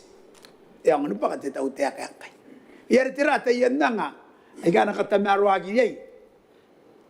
The council sa tunga para patan tayo tayo. Yon na tira. Siya ko dia na tira. Akan naiya po na ragiana. Ay to sinang kami una ikaw sirang kan. Ay pun din function pun titaw tiya kay punirona. Kanaya ko nan function doy. Pasinori kana tayo yan lusay kay kami ako na tabong de milyon. Yan yung nubo tabong de nga. Ngayon ayo kanero kon daw ministry. Et ina ba tabong te kayo sa grupo kaya pun kabane gina. Kuno te meti kiri. Pero ko tiribo sa iyo, aga kiri kakagyaw sa grupo. Ko gitaw. Yay takabu ya waririk. Ikaw kakagyaw sina accountant may Christmas. Ayaran kami kiraka. At asa man iyon na baka magikokak. Kamay ka mo sirawak. Ako mama ka na ko ginakon. Apa makura tabi war kam na mga kami ngongoyay. Kawan ka nga rin. Eka nga. Pantawad tabi wa sa Noria, ang mga kirakaikan, o sa mga Noria, ang mga o sa ngurong-ngurong iya, o sa mga mimi, ang mga maingingin ako ang tawad tabi wa. Yay takapak. Sinati mi, diba yay takapak? Yai te kapa. Ye? Aya kete iba na po inora ka kini ngai. Ngai, ibu semaya te ribosa ino no ka oke. Na mama ngai, ai te kata ka pati executive ngai. Ye? Mama apa e karo giro te ta piri na ke sonu mekinia. Angai ro. Agata ina kamu sirawai. Ya sinara keia. Kamu sirawai. Timotem. Paranto kinti tai, ko busi na mga sa minister. Mo ko turo-turo ki pa ko na hotam. Ani na ko te meroro ngai. Ani mo ko nanda. Ai na po na ngai. Ante ya kam na bukin ang kami kam de minita. Puni kami executive. The executive. Ngai ara ya. Yare, mena meroro ai kai. Erere, atun. Tabem te biesi. Ari na ko ya. Kamuta kiribes noria ayamaguri council. Tina koya, mataria yara kiraga sangria tu makinaki. Ono kon takakaro, pantai ngaiya. Ke, kanar kin debure kapanga ya takarabus. Tra yara kia kia. Tan sama ne gano kono obuki tera. An roi. Titai asri nangani yang ada sangana kita an kai diri. Para tu kin titai. Ya kan ko to kotia ngai menda kaita. Pangai pun teman eka karona pero ita piu. Na kontesto ko otiriai. Asiri inda kugi meki kai. Sirin tanga teri pos. Sirin tanga na mana te Botannaomata. Sepon rin tanga na mana te Botannaomata. Panagi pani kirinaki. Akan te samakuri dayan kaunse ka pani kirina mana te Botannaomata. Pairi te ya kaya na bangiki ena tena te pairi. Ayah speaker. Akan sa angana diribosa sa mga tira kinabangkay. Awari. Kahit naman na iya karoiro diribos. Mga iteman na ibusumaya diribos. Ay nakakaya kaya nga na. Ntina on pariyak suwaya. Nagyanga na gituro mekinagi. Paano tararuay kaunsiray ka.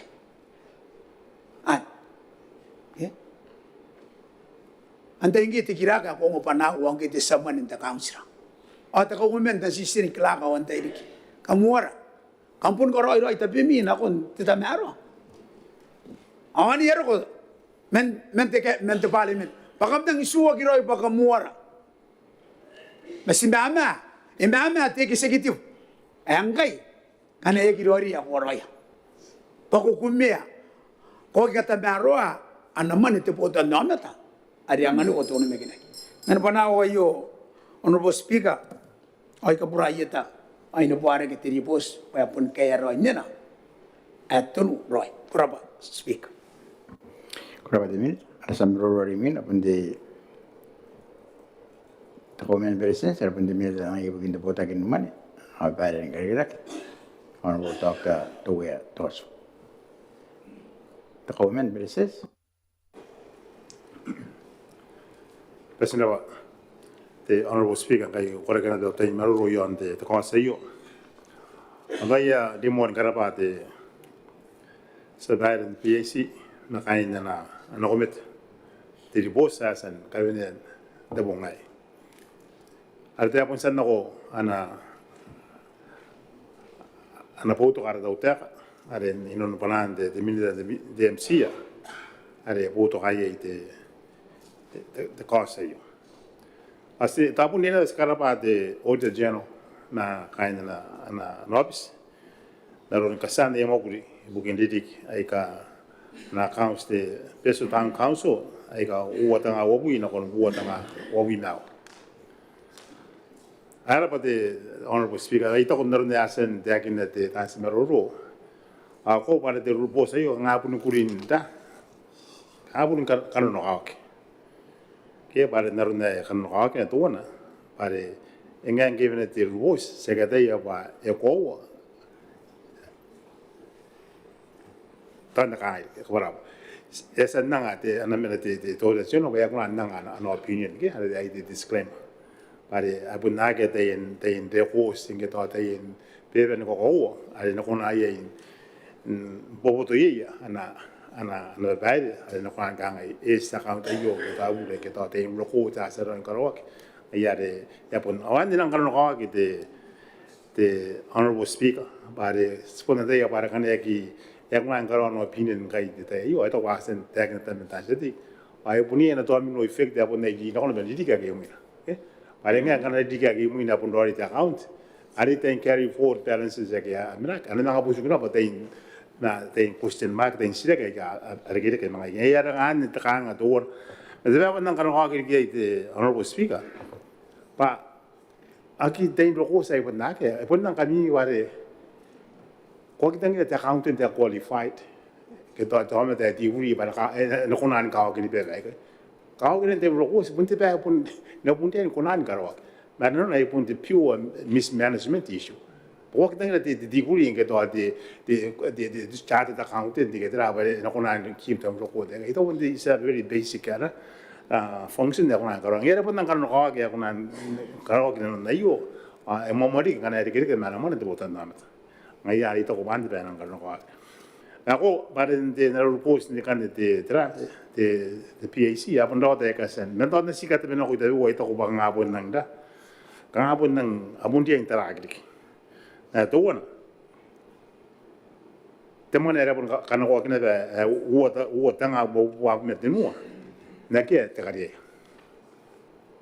te ka wo anali kurante men de samokul de council etapo paid ke ata katenua te mane ka etapo ya etapo ke dan sama buri are kana ko ai ya ki ko mai sina ba ke te mai tino bi ma no atanga ke akan ni to ba honorable speaker to ba sa kita inda sa kita in kanga to ta kai wai ka ke ai apun dia inda ndi mu ya na ngai poro ini yang ka de mete tan se ta ke ta won te militant de ventilini sa pon te satina mede dera mai Christmas ade ngai kuli te bo sai pon ngi roria na ana ta ka ni bo ke ta recommendation na sen na ma ita pote pa ya ki ni bo na recommendation na kan patra de ventilini karo ki no kon daika a sendi ke kai akian de recommendation na ngai ya ka de karo te investigation ke to na dia in to na ka de staff wai ka ke mete in kai akia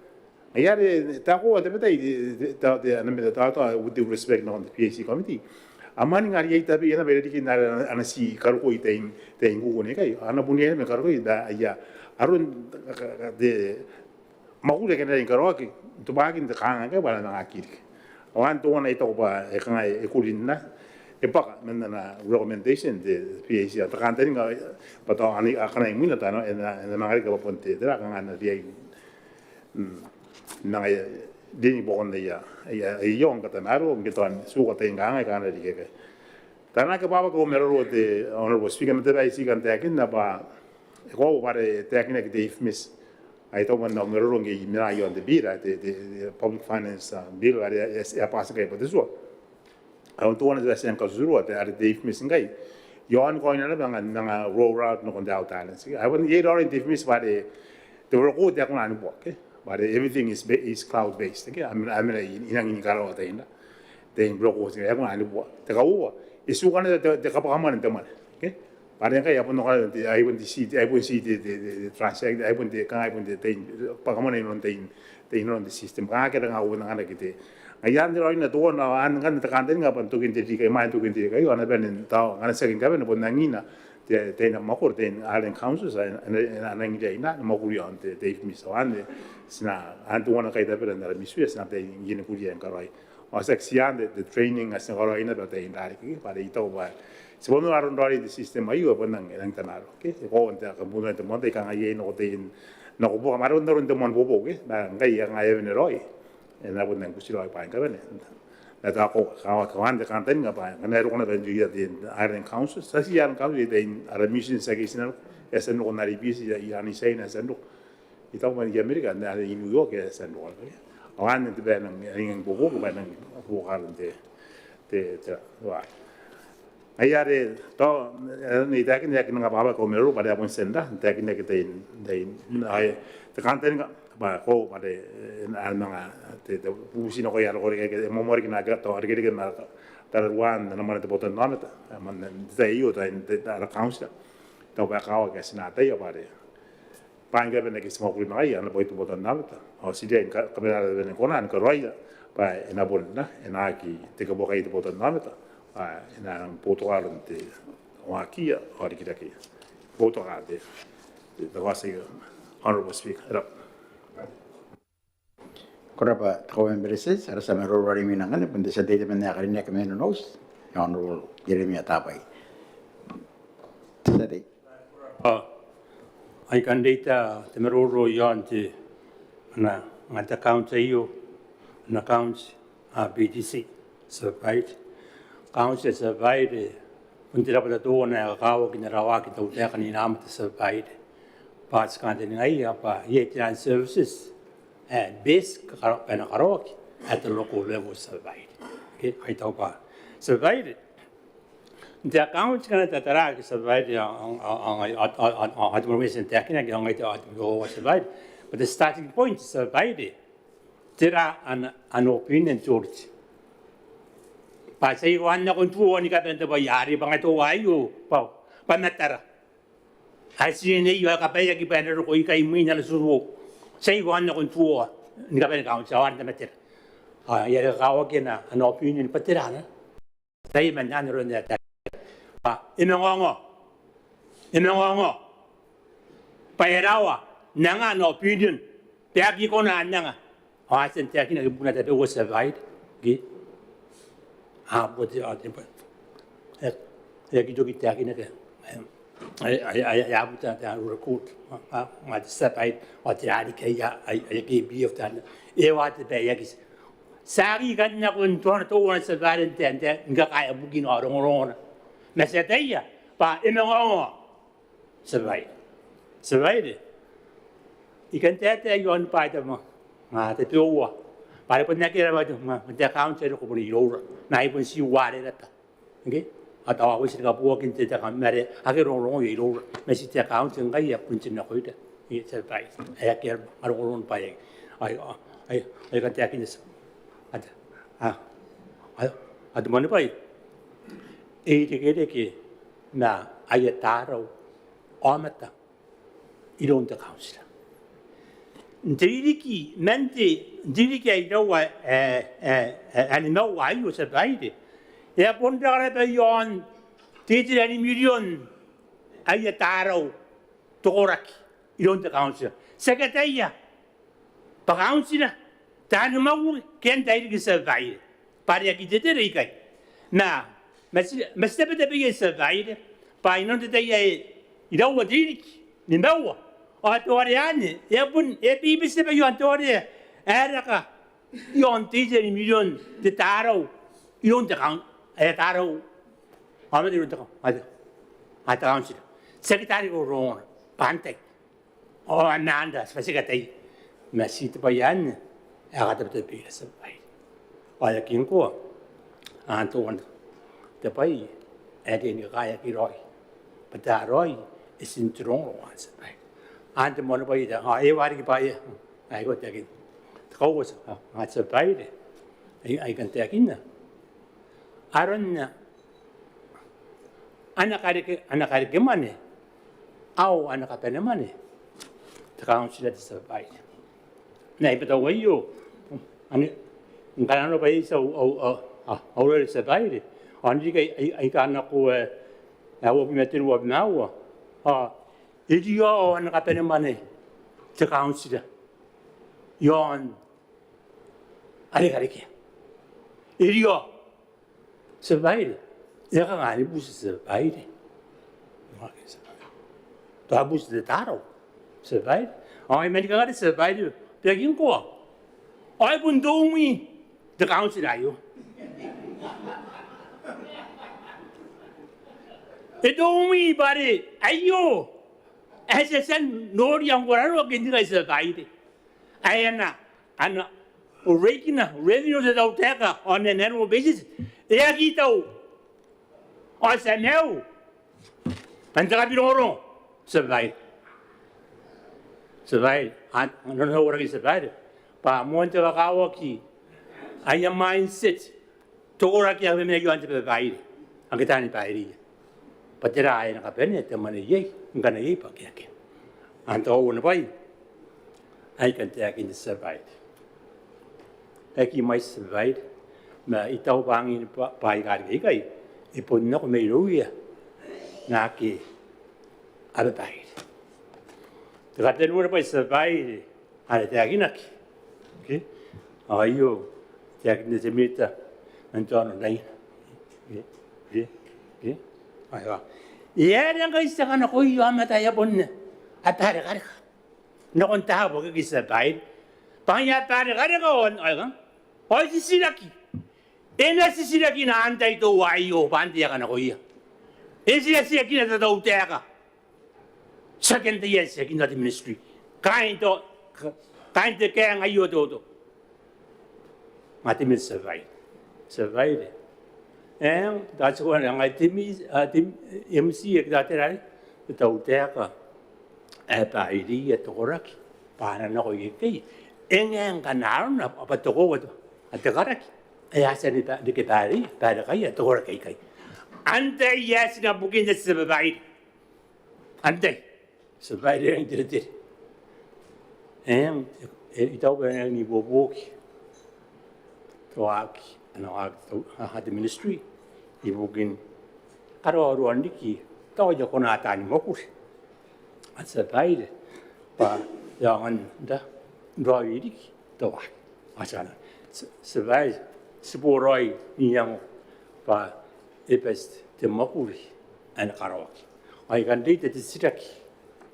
Ada orang yang memang ayah, ayarun yang lalu. Otera ini ayu survive. Otera ini ayu. Anda sudah dia mendakawak. Pada mina orang iba, orang awak ya, orang ini bayar. Tak kau survive. Matera yang mana kikuran mengok jangan macam ayu. Oh ya akaunti oh ya mahu. Enak orang survive. Orang kena sekarang. Pada ewa tu, mata baca baik, actually makinnya, banyak karawaki at the level of the local government. That's baik. Ya, ikan tadi yang baik apa, itahu apa, ini semua itu tahu tiada, orang yang sebenarnya, pada bentuk tahu tiada sahaja, benar kaya yang baik. Pada seduri, agirodi, awak kita kena itu baik. Pasti nak. Berapa Tesati? Asa menurut orang Minang ada pandi statement yang kali ni kami Peru, orang berengiran Yuta. Sati. Orang pada speaker, aku kan tadi apa dah? Ya, saya orang kain bukan demi roro, yang de, ane ribooti de council anda, besok. Ay mainan, pun mga tapanan kami ulit na koilan ka pa. Noon na wanting ako ngayon. Kami na pa rin maulit na rantiat kami. Nakakawag na si Kuya si Matabuwa ka asan marurog nag. Ayangan na irigatyo at tutan. Ay apon ka pa pa nitra. Sa babae rin tugin titay. Taka na iyepay kasi maning. At umano pa mo Skytaw. Skytaw na rin di. Anagaya ka titaw ka. Pay ka marurog nag-ikan. La akaunti kami sila sa papunong hakim ang mga tibuin na wanunga. Nasa papunong ito di tapa eriay. Eriay karawa kita. Suwakin na ya akaunti kami sila. Ngayon wakin naman mga tibuin na wanunga. Yan na mawan na makuro ay araw ko nung mga wapi mawa. Yan. Taka na sa tiyakin nila kagan.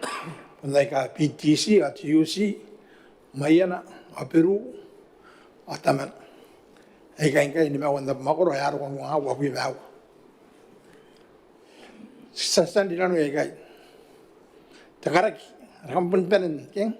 Yan ko na nipitag takaraki, paanyang kain, ito yung takaraki. Nantipas, kanta na ito sibiga. Ang kanta nga, araw Komete, sinakaisa ka mga wapi mawa. Ni kapani. Pati Audit, ani Eberi, ani araw kong wapi mawa. Ang ngayon, sinayang ngayon na pa, Payan sa wapi mawa nga ako na, ino nang tiriri kayo. Payan kakawag, parang kanya, sinesino wapi mawa. Ako wapi mawa, anariyan sa tugi.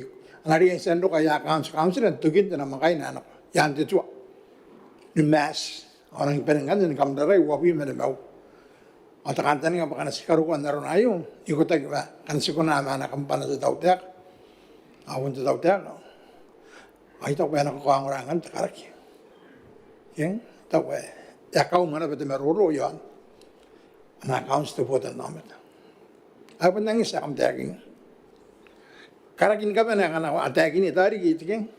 Ayron de sati megris mes pasal anak yang mina. Apa nawan sirak yang kawan yang kan kayak kagin ayrora. Saria yang kaisa kayo. Nakon wabi mau. Patakan talingan men wabi mau. Erang dia yang kaya tak panik kapan. Sekai tahu mana taga. Temini tak pun mencari lain. Asal ben meya. Enggak sungai yang orang. Karak kayak taga ni. Temini tak. Hirun ni taga ni. Tani gay nang kaya meya. Terang nak kaus ni kapan na pakai kaus na. Ikarahog men DMC ya. Awan itu payah sunun ya kita kay. Ari kindi ko kain DMC kay. Pasti mana itaraw. Sekarang BDC at UC ngayon dari kawakia. Orang kata kay dari kira.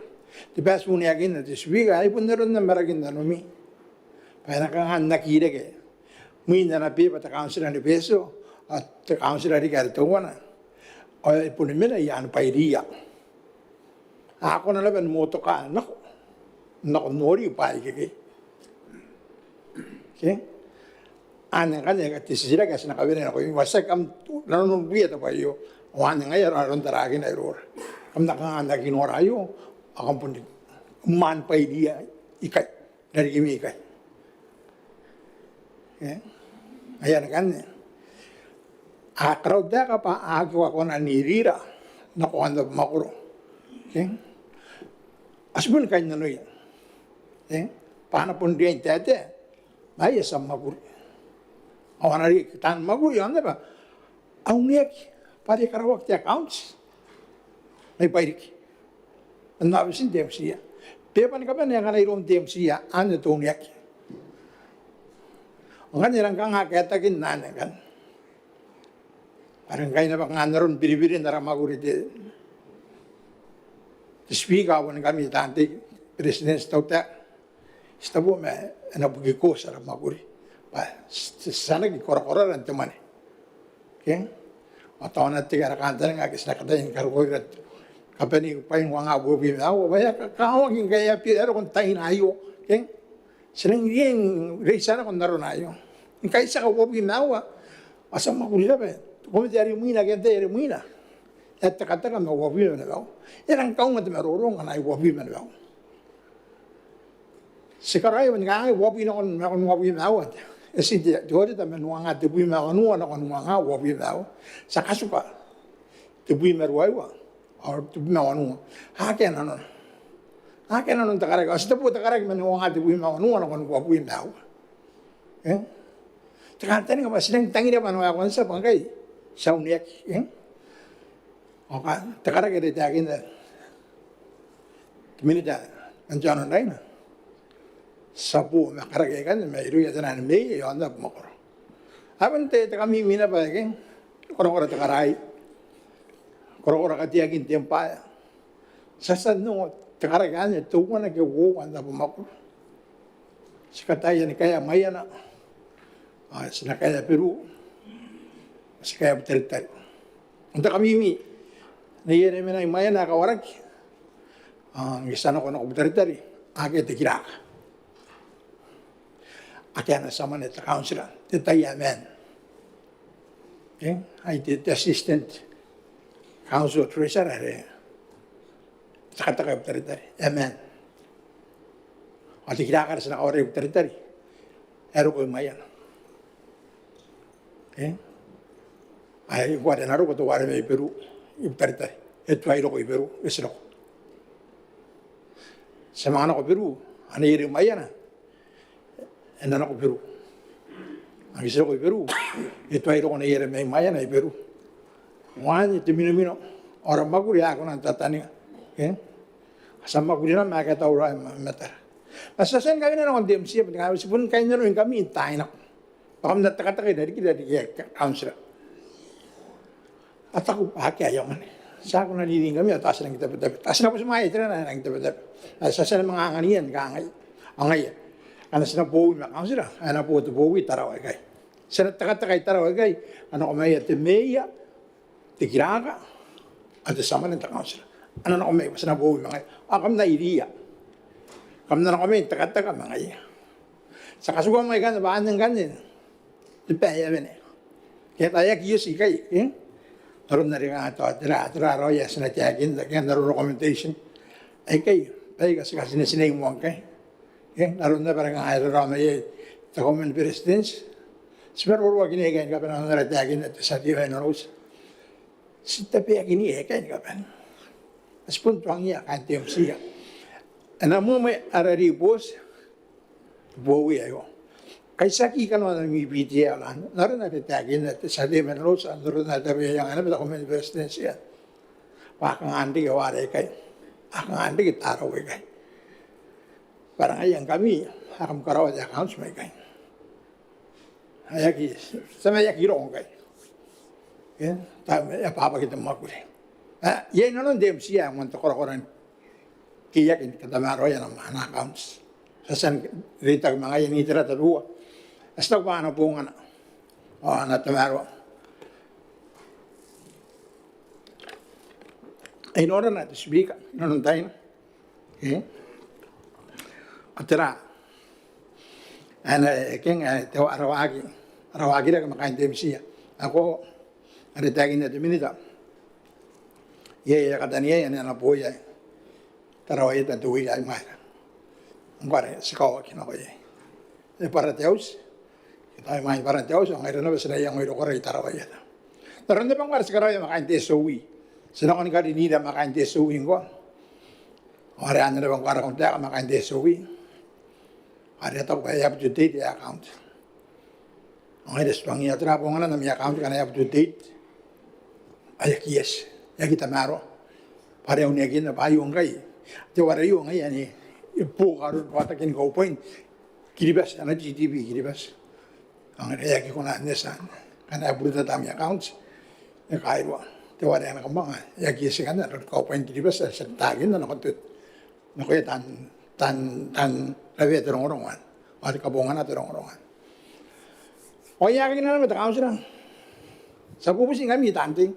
Kung siguro rin, ang hanira mo ito ko na. Pas na ko na ni kaptanay pa ikay. Paya kakawag biribirin diyo dito. Ako terong-orongan na doon. Bangga sa katayan maguri ayo. Ano yan ikilibas? Debit-debit. Ikiparak. Ikiparak ang kain. Yan ikilibas. Hari nga lahat ito ko tinibos na ron. Ikiparak. Sa pilita ka ba? Anong rak ay ita kakamagoy. Sa taon niya ako apatabu. Ang gagay. Ano po ito maruro. At ito sana rin. Ano ba? Para na karapa. Pagilibas ari na. Hari nga kita maro. Asin ang wara ko yan mo, si kaisa kayo. Ay pa naronahan yan kapan. Yay tinibo sa ako rin, apon san kanakwa tiyo. Ay mga kuban ako iron, sa tayo may nanos, paya kira kita council hon. And then yay pa ng sandi kita council ako imi. Gamitan, wara-wara kita council. An-accounts, daw tayo ka, an-accounts, takampana, an-accounts, council. Apan yung presented report, ay naroon na rin santo, at kawa kong ano. Wana riyan kakuha, ba na rin kami copy. Kampun riyan kakuha, ba na rin kami copy. Maka na-presente, di ka hindi ako sa wagya. Ako kakaya tayo. Paano na pita ka manong paituhan? Aki, baba na ka Audit report. Aki, ano nori? Taka ba niya? Titya na.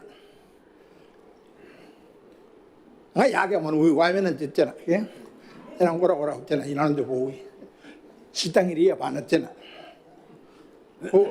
Kuning hari di subiga ma, sibuntang iriya pa na tena. Anya kay sa san karawawata. Tena. Tena mayo kung naga makarangay dan ko na kangay des PSC at tanay ko. E PSC ana tanay ko. Okay? Yan makan de PSC ana tan agya makan. Mayay ara ko na tuangya tan. Patin CS. Ara pain weba tuangya tan ka maguri. Tenay ya mi sa maguri den CS. Ngami kain ta council tenay na mi tuan ka maguri. Paman, baya kam na rin karoy. Taray ba nga nakatuwa ka tubuhin na tubong. Taray ba anta nakabanek. Okay? Anang kay. Asmakuri na. Ang naroon na ba? Ilang kakahubungan na rin kam nakatuwa ka kinan. Ay tao ba? Aong. ang tantararuan bala ta Botannaomata. Ena dia ni de mus.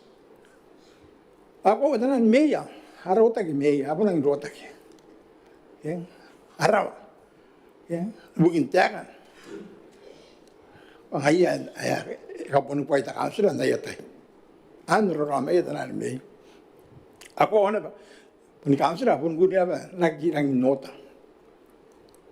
Angay. Euro matay. Ato iban ya makor.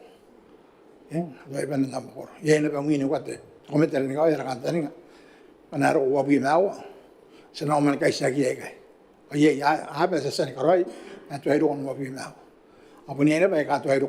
Eri bos. Anin kay tumagura si kata biri-biri na no. Ora kantani nga. Tay popot naron mo kanaro ko ro mi. Pai pun na mo tinan kay. Apun yena ri bos to ta ay ko. Anak kamu kan kuasa, orang ni pun kata diri itu aja tak baik kai. Kangang, ni kapan nasi tabu ya anda ni kapan.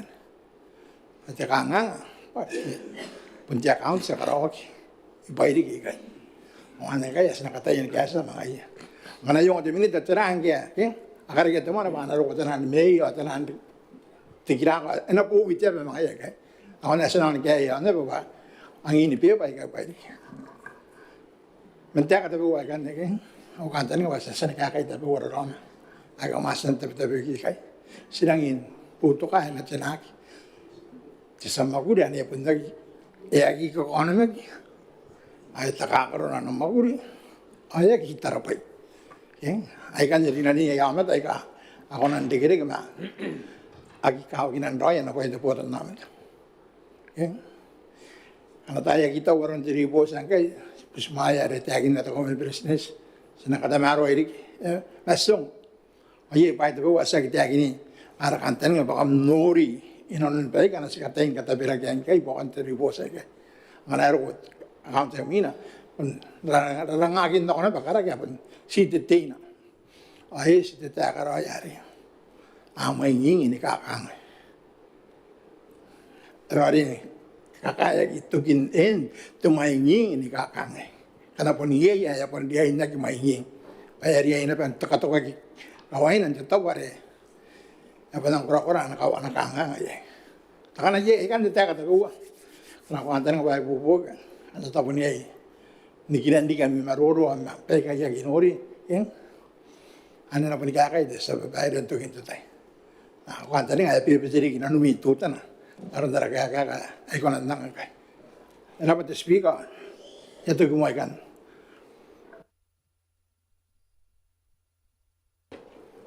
Kenapa?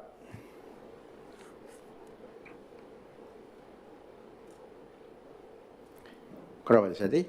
Kan sebenarnya ada sa naruh imin, temine tay bukin tu botakin makri bukin kan apa? Bisnis karapai, apa bos? On botang hari kidet. Minit. Kenapa tu sebenarnya tu speaker parnya kyo. Ukraina ben nanga umeruru tapi gua yon te accounts. Kena account te PAC ada san kabine metara. Ibu kena accounts ya tangira ki ura peso. Ibu kena teriri ki gua tanga wapi nakon gua tanga wapi mewa. Sebenarnya nama umeruru men te akan kakai tau.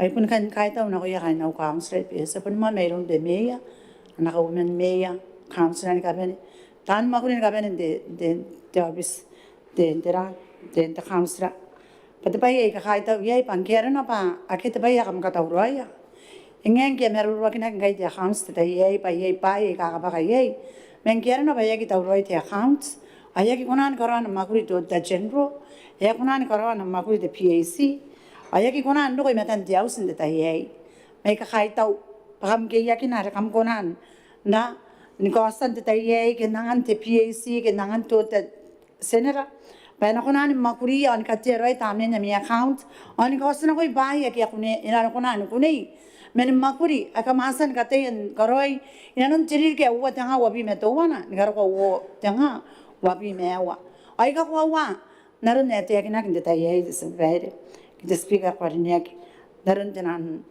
meruro yon to tein mo angkai te accounts ke tein the reports ari asan ka venia ki metara meron ayan na repost the Public Accounts Committee. Anya uman meruro ni kainis me arun tin na accounts tayo. Tayo din na ba tamni ngay de survey parang kaya meruro kina kana account beso. O ako na ana bang kanin si dabo me akana imina. Baka natira de baye inurak na accounts akana imina ki repost akana imina akana vene men na accounts na ni kabane. Kiriba sa panin. Okay, kakaitaw pare asan nora ki mente jirai ke. O amay spy ka asan na sina. O ngayon kakaitaw pa diri po sa ke the report even in the day. Yan akiri ki baka pakaya. Kito kami meria na yamakuri ara council. Menari ki baka ungan na no yang. O nga nakita kan tani nga pangaya po ipunga na de baye mene na. Te muyo kwa kere mene na na. O ina ni mene na. Pari ni kata mero adiki. Pay ibukin do bakin ana pay te Botannaomata survey. Pati mana dia kapungana aki sire ke mena buka de tautea. Saksi mena buka tautea. Pun mena ya kamakuri na be. Aya kamakuri na non ya aya ta boke ya jurisdiction dari asan na ke aya makuri akamakuri. Mentira mena ya kari ke mana mai ya Botannaomata mena ngai ka ko. Ngai ngai ro ikaw ngai ante tai pana ki para na ya. Enaki para nanon the council and peso. Enatara tribo say, Yamerwakina Kintai. Are Kevina Waki Tautea Payaki Karawa Tapena, Yaki Karawa Torana, Mananoria Pa, Nayerigina Waraku Yerigina on the Tamerua. Gamia Gamasan Nanak the Miowaki. Gamia Gamasan Nanak the Cantaning I don't Tautea Nakonani Book. The Cantaning I don't the Botannaomata and Kianiko. I'm going to Katakana on a Takataka. But council and a bed in Yaki, Yokanak the Miowaki, even narrow and a bed. Ada sangat nak kena bertemu awak, pasti nak kamu tak terwaki, senang noria, pa anawaki, tetautia awaki na, awaki na non des atau kau antai nak, atau apa ina berak Kevin aku nak kau ya council di survey. Karena sitara dari bos rigi hante mana, ini setiap hari teknik hari bukan dera, tadi in kindness mana account dari pun mana rigi hante account receivable, atau account payable, pa akan amount kan significant on the account in 2022, 2020, nakon 2024. Awai di na mari kai. Aya kita pin mari rek beta pin digira ki. Angai ro ikangai. Awai men ngai ra kana sadara den an account receivables ke to den an taro. Iro nantai te ta council men ngai. Ai ngai ra taro wai kai. Apun dia inti. Anapun kunan ka paragi. Kita kau ikan mana kau diri kau, tahu ibu mi diri kau, tahu itu mi diri kau. Kita hati ingai baik, aika tarap makan dia account saya, pangai senang dia yakin na pangai ya, ika tarap untuk account saya ika ada, yuringa, payasan karawak dia account inde, dia account saya, apa ya ururing dia kaki, game nanti terari, dia tahu dia kade, main orang game nanti terari, ay umnya kita bana account beso, ay sedia kade, kaya mana osek sih ya tarap. To Ometa ki to business idong the council. But oh you tara una betanti, you ring on the Tayan, open the Ayatara council. You ring on the Tayan. Gia sexy and a sexy dera. Sexy an account the peso at Tekinak. Yay account of an Tekinak. Katie boss may on never may. Did it get all the water had to be my war? Ke water had the Yagi Mammaninga. Are you ring up a Yaraya? Tanti more. Council ni kawai aki ra bataya. Ay mena to ay kai war ya wota ki ba khanga ron ka meuna ya men te khams.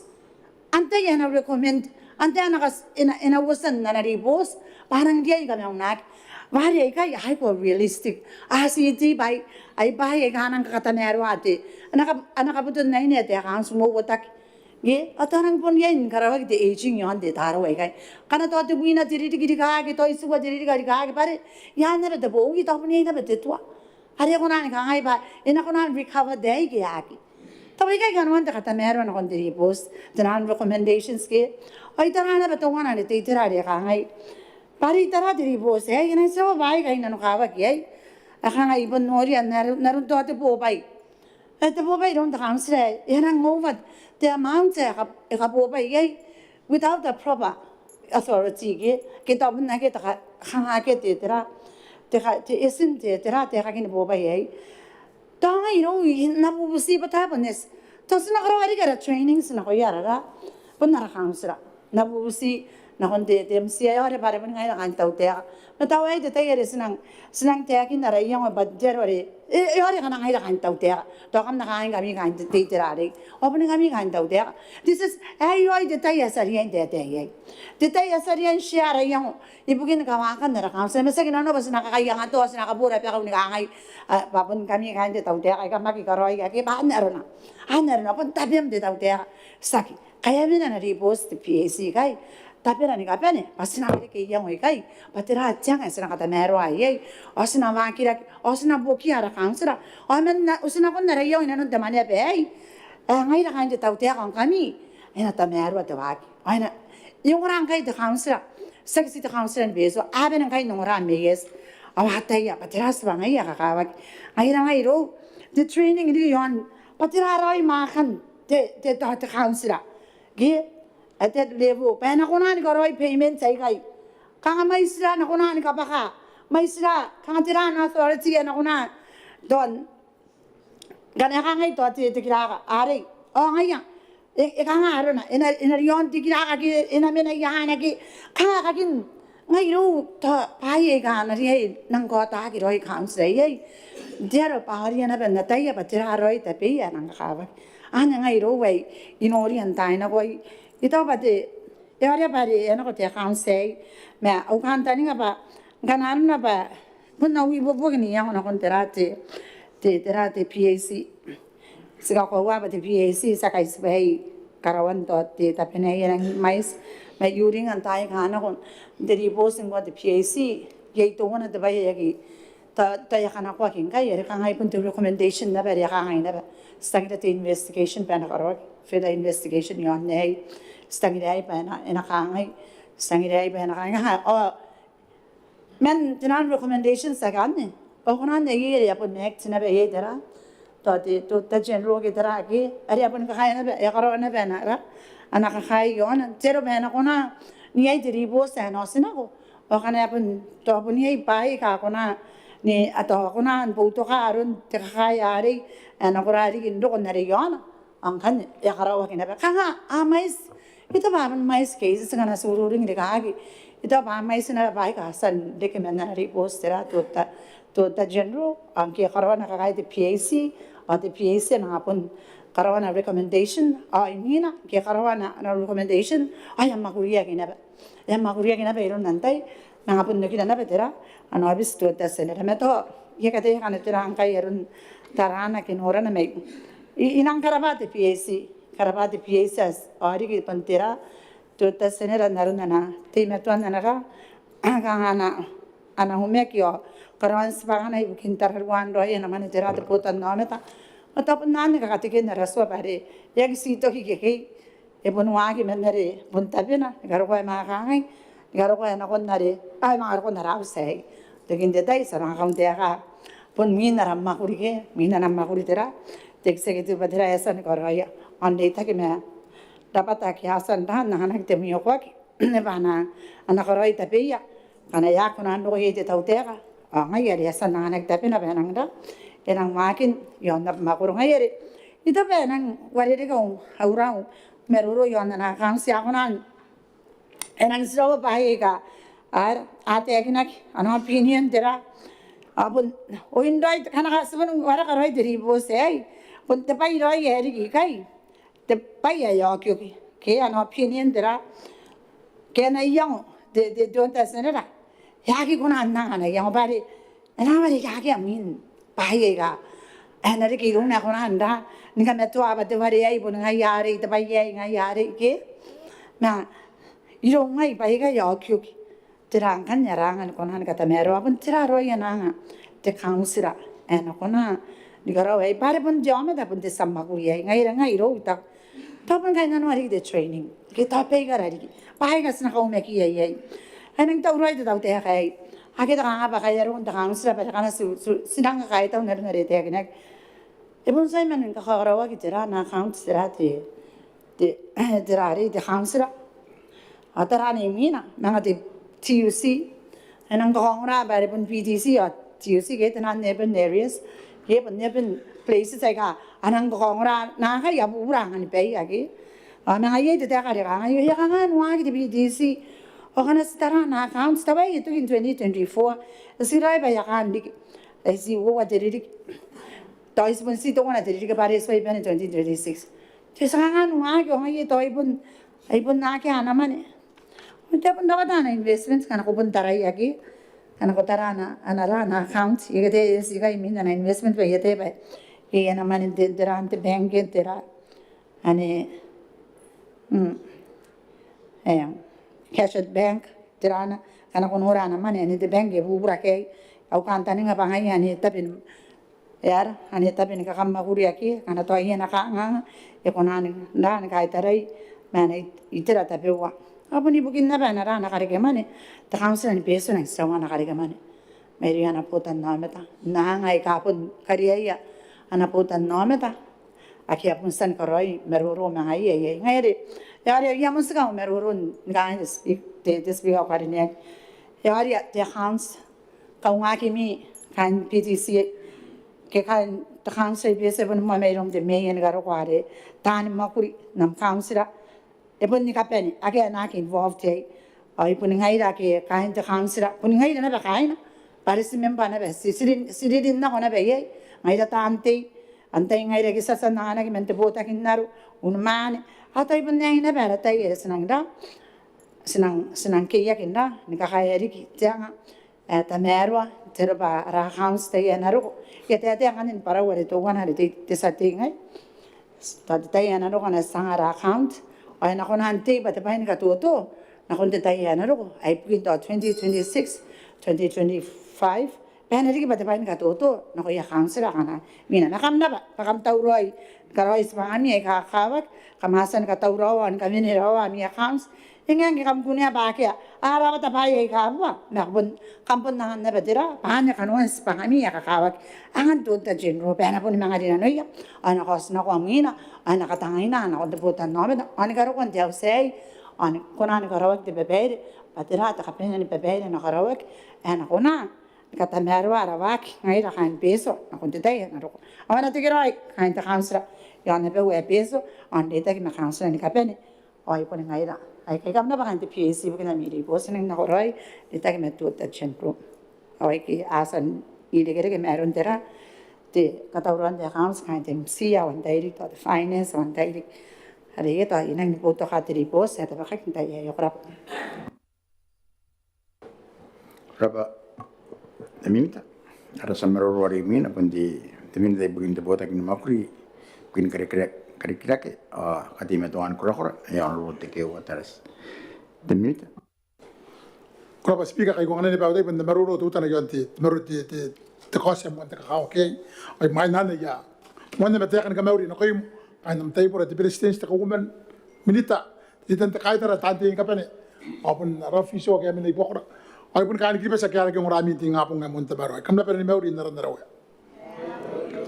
ko te sabare te skarapa mo te BAC nara nara teknek enang nuri sentana nari boss enang ko konen te ye yo me ta ke kana pangkai to ante council kita ana rapat tau te ka te wa ke usira ki kamu tahu ki tai kan ki semontin deus o se te ta tibuina ki tibuita pun ririki maina ada tawa ke o me ta kan de pa asa ni po asa ni mga maingina ko o aki ako na ke na ke po aya ka nga pa na ke minda ya makuri na ki me maina na kumda pa kan de BAC pa kumasa ni karawa mi di po se ndor na rete ki na ki ya mi ko ya komite pa ya akante ngene pa ririki anako ina ki awana pe mga to ko tan da pe ririki ki ririki anako kan harno pa esana pe merunti enobsti te o de senera ko di tara meta ka no ko ya council bugin ba ya ki tapi ya mon pe ante ka kawa ki no ko de pe spangaya pa council ngaya a tira te pe bugin te Botannaomata ngai ka ni pe se te men anda di meta pe ka ya kan pe so bugin council bugin da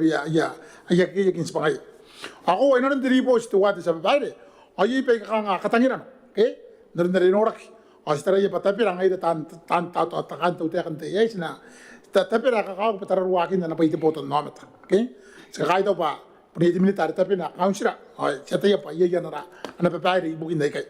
Nah kalau masih nak kau ini pananuran, bundi, bukin dai pas pengarap pengai da tantar ruah anak paiti Botannaomata, okay? Tapi penaruh itu wati sampai pepari pa, jadi bos yo, ya gua tak kipain reason nak, okay? Aku tak pai didi kere wabi matoa na wabi mawo metenu wabi mau. Okay? Aku tak no mai. Au sisira ki anang ni memere. Tira tawti system marien kata maro ak. Okay? Aku war benda keto kinta maro. Mati system marien kata maro ak ba. Tira ngi ki kuran nora kin kai sanori kapakai kai.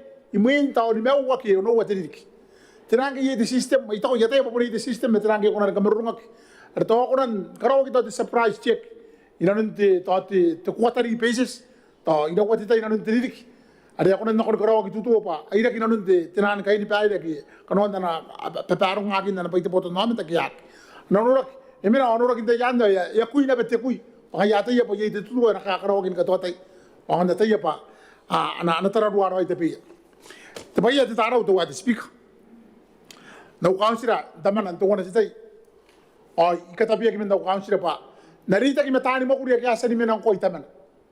Pa ye outstanding yon na pera. Arto ikan tarangay pa to na payo. Tinan taraw ka adagi kay.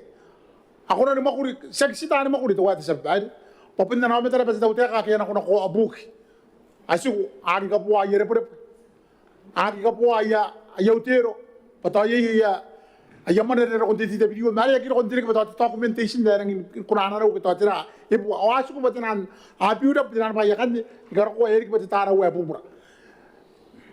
Yaran ko may yakakaya nakan age pa mga mga ngon na patabi. Kita puntahan mo kun Tabiteuea. Yaran mga ngo. Ay sisi ko na pa nakanga at council na pa eti pa. Ay titaraw. Okay? Ko wa yene patabi ko council sa ko wa kinapa. Titaraw nga ya mga pun karaw at kataraw ni council. Nako ya yitan mo kuri. Tayra po wari ko nande kita taraw yeyam pota kita amda. Ayari kina ba taraw dito council. Okay? Ay kay dapat ay kay pa ya kang asasan katayin katuki ngaida. Ngay no tapon mo kuri de no kampana. Gisa mo ndo ko ba siberin taray ba kay para yu de policy men Tabiteuea anang nga de showiya ng mga taraw na naman de Botannaomata. Pare ande po siya na ro kisa kita pinta kampana ande pa nakataraw. Kaya si bubusi ba tirangki ako na pentaraki council na ko ba. Ano po siya kita piye takataraw.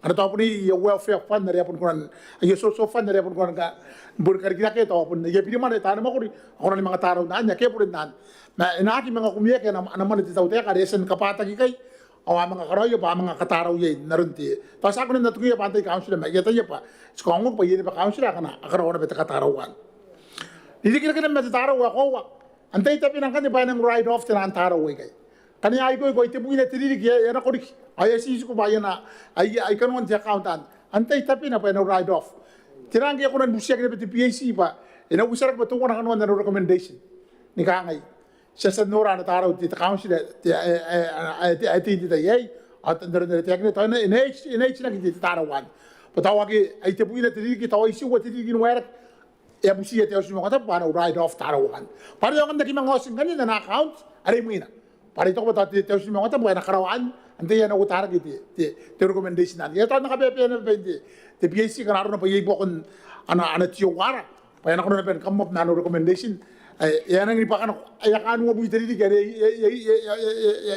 euro at ba yun katotay pa ay para kan na account ti council to ko na meto asan si council pa yun na para sa wis okay yun nga na bangin na upiya pa to ko na ba gusto na kon cabinet ana taraw na beto na kampana yan ang liman ikate na pen punsi ta cabinet ako na pen kan ko na tisin ride off taraw kan ba ang mga isa na rimuina taraw kaya ka nga karenta kaya spang kairik ana pondation ako na makuriya kanong ay nakaya nang iman ariyan kana kwak ko idarana pete tapin de PAC kamaraw na kanina kapasa tapi mi kay PAC ya kadiya patiraro ya miro atira kanon de mitio war metrang kino ora kay pakamakam kay mi recommendation kay yan ang yan ang ni final de report siya aki ako na kakibe de report siya pare esen tinano na de Geno ay sa mga ko yomi kamasa ni interview mante ya kam na interview mga ang kaya yero ko yung Diyos mo kata buya final kaya kay ito pa kaya ako ng dispute taraway to ibon si to ko ti ako ng dispute ma tirang kaya na may bukod na pa mi recommendation ya kam kangay ayapan ng innovious tiran taraway kaya ayapan ng ngut kita tiran makuribuwa kay sinangan the leadership commission imo kita kay di kita ngaya ako nan kay ni sinakonnay kita sinang pasin na nakon the police investigation pa ng karaw ti kakay yon sa tiya pa yun pa yitira policeman Ada kakaro te kakaro ngono yon tinan cases ke kanga tinan fraud kita tinan investment na mana te tautek tiran ke kono be dangan ke panang karo angan nyene be te ku ino kon tai kana no kon nere kane saka sa ku sen no me nere te akine ai tera po ngona sa ku sen no me sa ngo ya kain gili bes bangi poni te pa ye ni karo mesto karo ya tiran ke kono be pare ya kammo pa ya ownership de report sai ai te PAC ya no ko me te tautek tiran ke usara ke pa nang pasin no kon de nora ke tan kai ni de kai yo kai pasin no kon de leadership commission pa take over mi de leadership kita pasin na kon de kana pun nora ko pun crime pun iriki ke be penal code angan de police pa na nang karo te kakai ore ya ki ko de police pa ya se te kakai to si tenan na proof ri tenan dongoro tenan evidence media te ya ke iriki ke mai ya ki kanga pun nau aura au mena au pun nau opinion pun ro ke ana ko na kata pe ke yo te terate ke ko mga pun ka te chairman de PAC ko mga pun sama buya na yo kana ro pa ke kairua akang aro no ri yo te kabane kan ko wasa sa kai taw na kon sa nga panaran cooperation na ko yakan to committee naron na resen te yakin na temen na to committee ya kera kana taw na create kili bas na ko na iaon ki ke magiging ko naron na te yakin yaki momwe atun te te jeno kana po wi mara counter party de bit parto kili bas na ni fabia na na ribos ke mangkai kili bas yer ko yeta ke to bus ka kai taw na kan ba kan hari ki kai na tay to pa ni kili bas ke gagawin ko may na te puita pun te ririki may na nakikakarawak ang kay yero ko yeta na lewo kili bas yer congratulations na ko yumi na ko na nabis de jeno apun tabo ya kariya pa na nora ke account na rin na nora tan mga kakang to what is okay tayo pun tumi te makuri na ko na nawaki te tawte ka to pa kay ora pa dispika ay ka to ke pusmaya te di po siya mo de tamaro Kurapa teminida angkan nira sa maroro remin apa teminida bukin de boda makuri bukin noro temen mana te honorable Alexander te teminida Kurapa speaker o ikan na o maroro yon de to ko sa mo takao biar council sa bay ari kabine medal de BAC sa bay ke ana komite ni Mwane ana Mwane mga to sa bay ikan Mwana o maroro me takay taw na ko kain to komite de BAC takay taw na kon to sa nila o takarabaro na ko te takaw ngano na ko yara council sa bay o ibus sila ko ito araswa council ay kay kami na katiyaki mertang araw po suwita pun kangan tain de takurne ay kakatiyaki kay no de kay winti kamera oy ara constitution ne karo yena ana constitution ay taben do da senera tu what we now ay taben to one ngana ko wara ara constitution ne tawtak ke kiribas apun katidira taben to da senera sky to da senera ina ordani ni kaben ila walan tawtak mangana no ane sungwis nara authorities ko nar kaben ausisrak تقاوسلا تتوتاخ كساكي تقاوسلا تتوتاخ كساكي تتوتاخ تقاوسلا يا ريك يوم تترك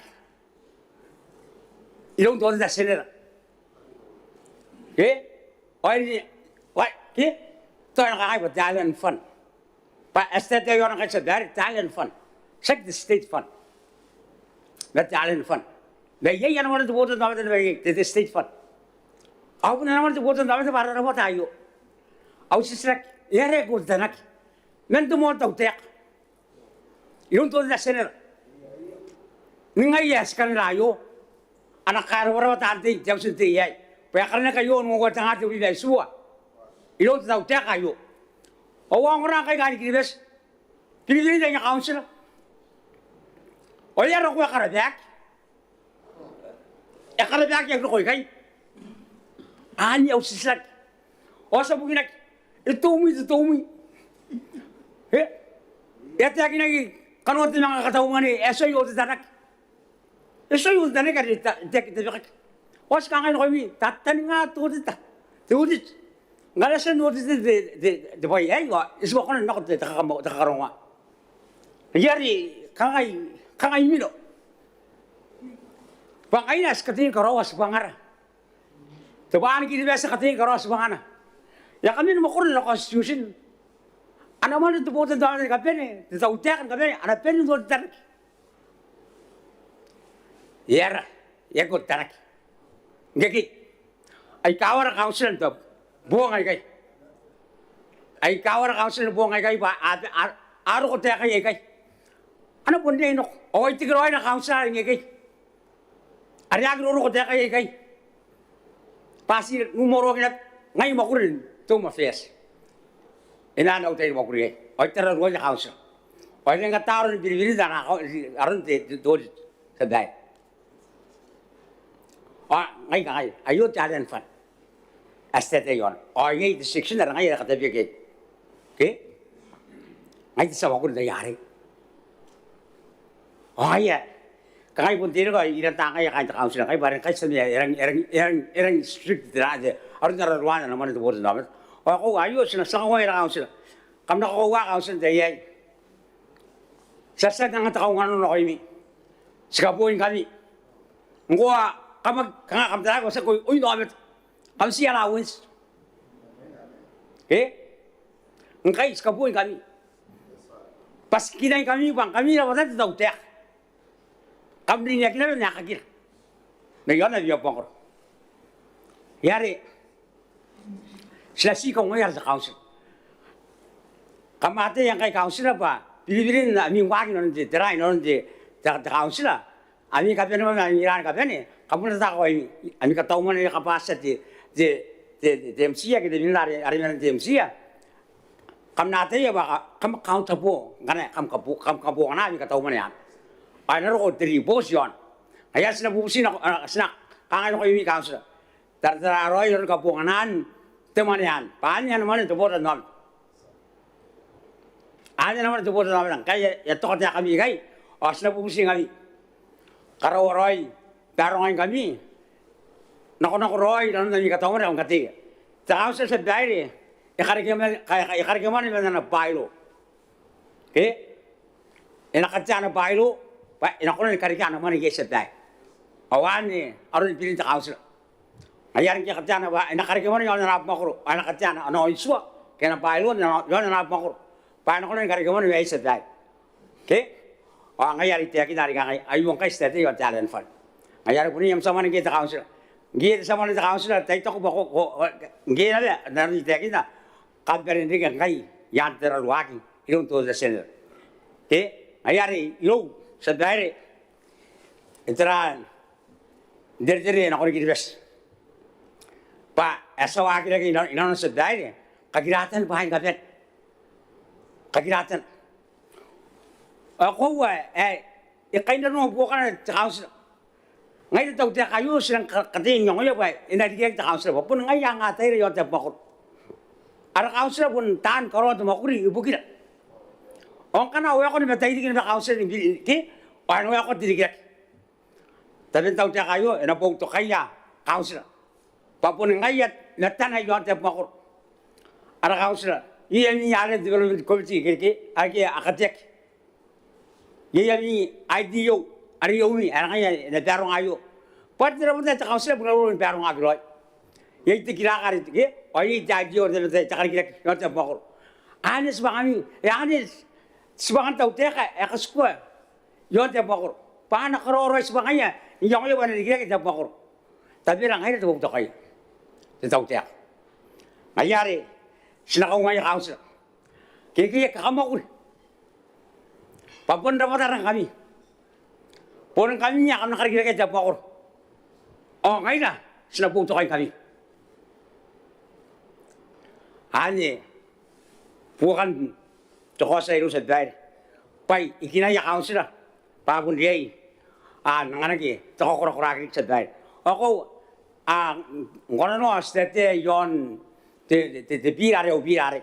Parang kayo sa ron, angin kangangay kayo, te ribosay. To abu arong be akit ba ya, ke?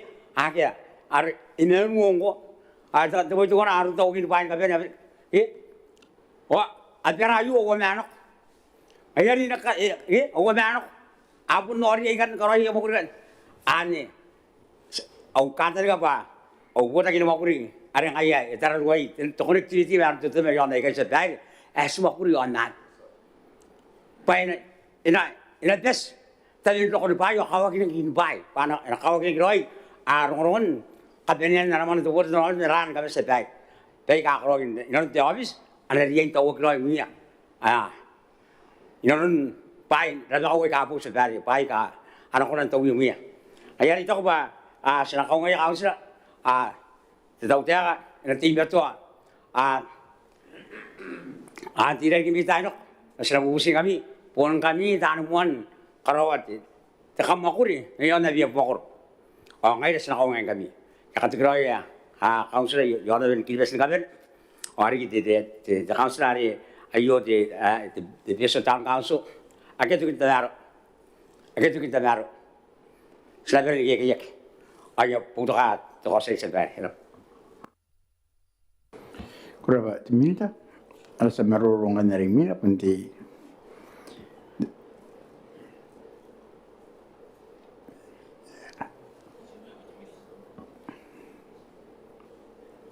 taban dek di awan dari ngata pun dari pun uwi ko di sadia karne na anu ko di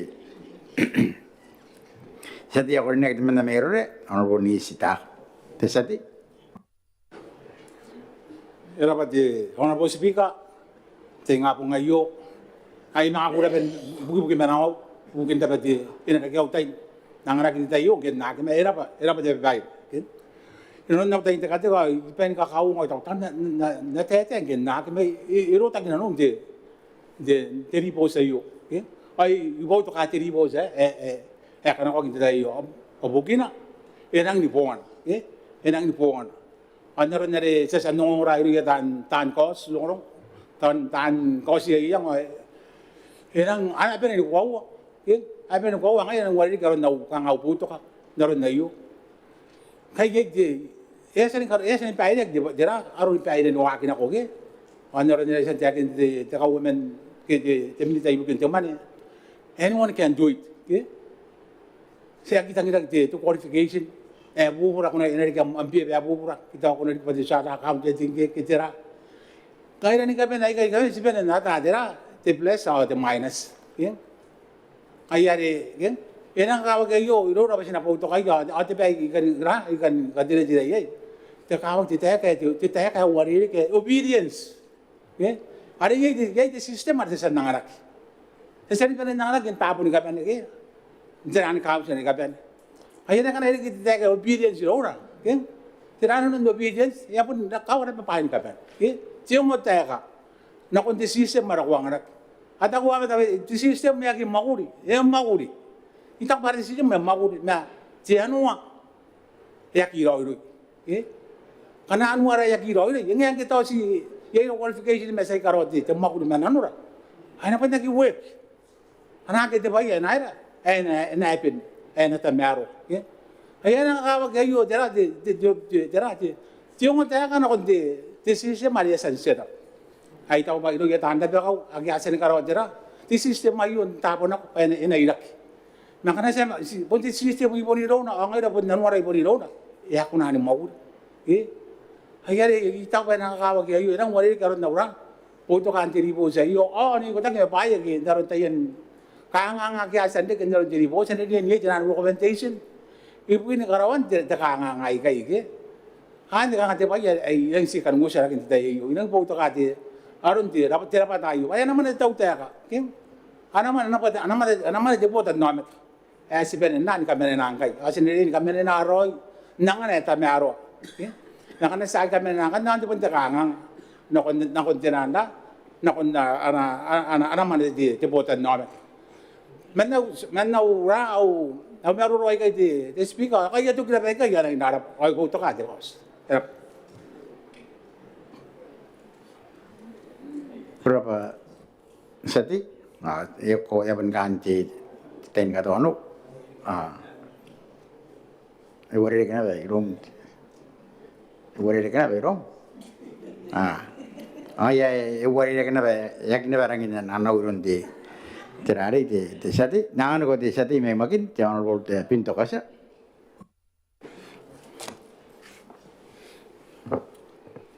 Korba hati orang puspikan ko kunan nangan ini pe autte ya. Tanya pun kemudian terbaik meruru bari apa nih korok meruru yo ante te terari ana di bos te BAC no ante bukan ana account te jakamsiran ani peso PTC sampai. Pasti uwa iterai kanan wori kita meruru gini ante yo. Waktu wana kanga ante ya mena yo nate temak. Pare yesus sira kana ko ba. Oteras ko nan korai. Naron tiri bos ya eveni metero. Yai wo itere ikan si kamero gini on tayo patona. Aki reken Beeba mayroon tiyan set. Kaya kita kadiya na kundi yan set. Andengan niya to irang makari ko pare. Sa tayo pa punya dapat nanti tahu tiak. Are ini dapat nanti makan dapat terbalik kita teman teman Maungatabu. Ada ngaya karaya TPAC. Otawan temo sisirak pa kanong nuria ngayake tiken pie pai kai me iron ti yeset o mga age te kadiya me iron te kansira pa na konan butak pie pai kai me iron ti yeset te kawo kangate non te me meruo e mga konan petisirak ba o iterari mina sete yang kai ba stabu me ya punukin kai aron te bumane tirarik kita kapakamani mayroon te council non tayo sa bay. To si nang atungan na takatuto bare kanayan ako na bismay to te BAC o Tabiteuea ka ba to te ibuobuoki na. Dete iyo to nakabarabu lang kaya to nga arakam pa na tigyan makin. Pantigyan makin. E pwede ko na buta kita mani. Yon nawat nga iriya kan ti office. Ay ko na busa. Karena dia orang tempat mana ya, mewah tengah. Ono kira kita buat. Karena kian mewah tengah. Awalnya kan jadi aspok kan jadi mau kuliah. Kan tu habis. Atau itu tu sini konan ben, ntar ini ben aku ntar rakam surat te sebaik. Beterang kis konan ben kaciak ti siring. Pahira waktu tu teman ya anak konan kabungana ti kiraka. Inontungan na tabong. Kana sinorang kay tayo tabo bay. Ya kabuok ti truck ya. Irabuita nga po na ti sabay. O tong kaya na bayiri kiti, timaginism ka to kang ati. Tapay yan ako na susukaron tabo bay ya kagin nakon may segay. O tawan ya inakunari kinubuo karon tirari. Aron tabo bay kito ati takapakaman eh. Iyara kam siya. O tawon na takin na pare. Irapatan ti Tigiraka ribos na konti temsia o temsia ribos na konti to finance. Ang kana yey ti amount ay yon to na mabuti nga. Ari nakapakagin ti bungani ron te trad de grak. O aniri notarize te payment ani mo to iron temsia. To te sorbo temsia ke to minute ke donte. Paan ni inangan digi te council pena pa inakanari kin taragiri pa benes ta kapakaman iyo kaya mga rin diyo ino tayo sampai anya ngay kan katiran tayo pare naron ta kapakaman ipunagi kunan ang karawagi ta kapakaman kana ye kunan no kutuman mayroon finance at finance kana ko na kontemsiya at temsiya kana ko na kontemsiya tawan na ay nasibusiya ti tawtiya ka tirangi kunan titirayo ba tay ririki ari sa kanya ba kang ati bubuk na kometen tiyaw sa iyo meron pa naikan dito sa Eberi sinayin po ito ka na makulit BAC o ano di po sari isang nabigay ng tayo o sa karapay sinayin kahit awiyo pa aray makulimak sa tiyang kay pa pero kung buwat nga wapoy mewa tinanakam siya ka na makuliyan ng tayo o sa karapari kita terdapat ya di terari Audit amarari nakon Audit general naron ni iki kin kabi makai terai kai kangai aika menai ribos ako na makuri yai kan TPAC ay pana awari ke kan de speaker senen na ta kai to ta karbar asina ka to kayo ran pa pare ke bas arti miau terai to mantana pasinap Kurang sate, pun kau erangin wari rekam karat. Kan gaya, ya pun kita roy te bimau, ya kamu serawa teos nangkai, karakwa teos ni bakantai, mesra teos.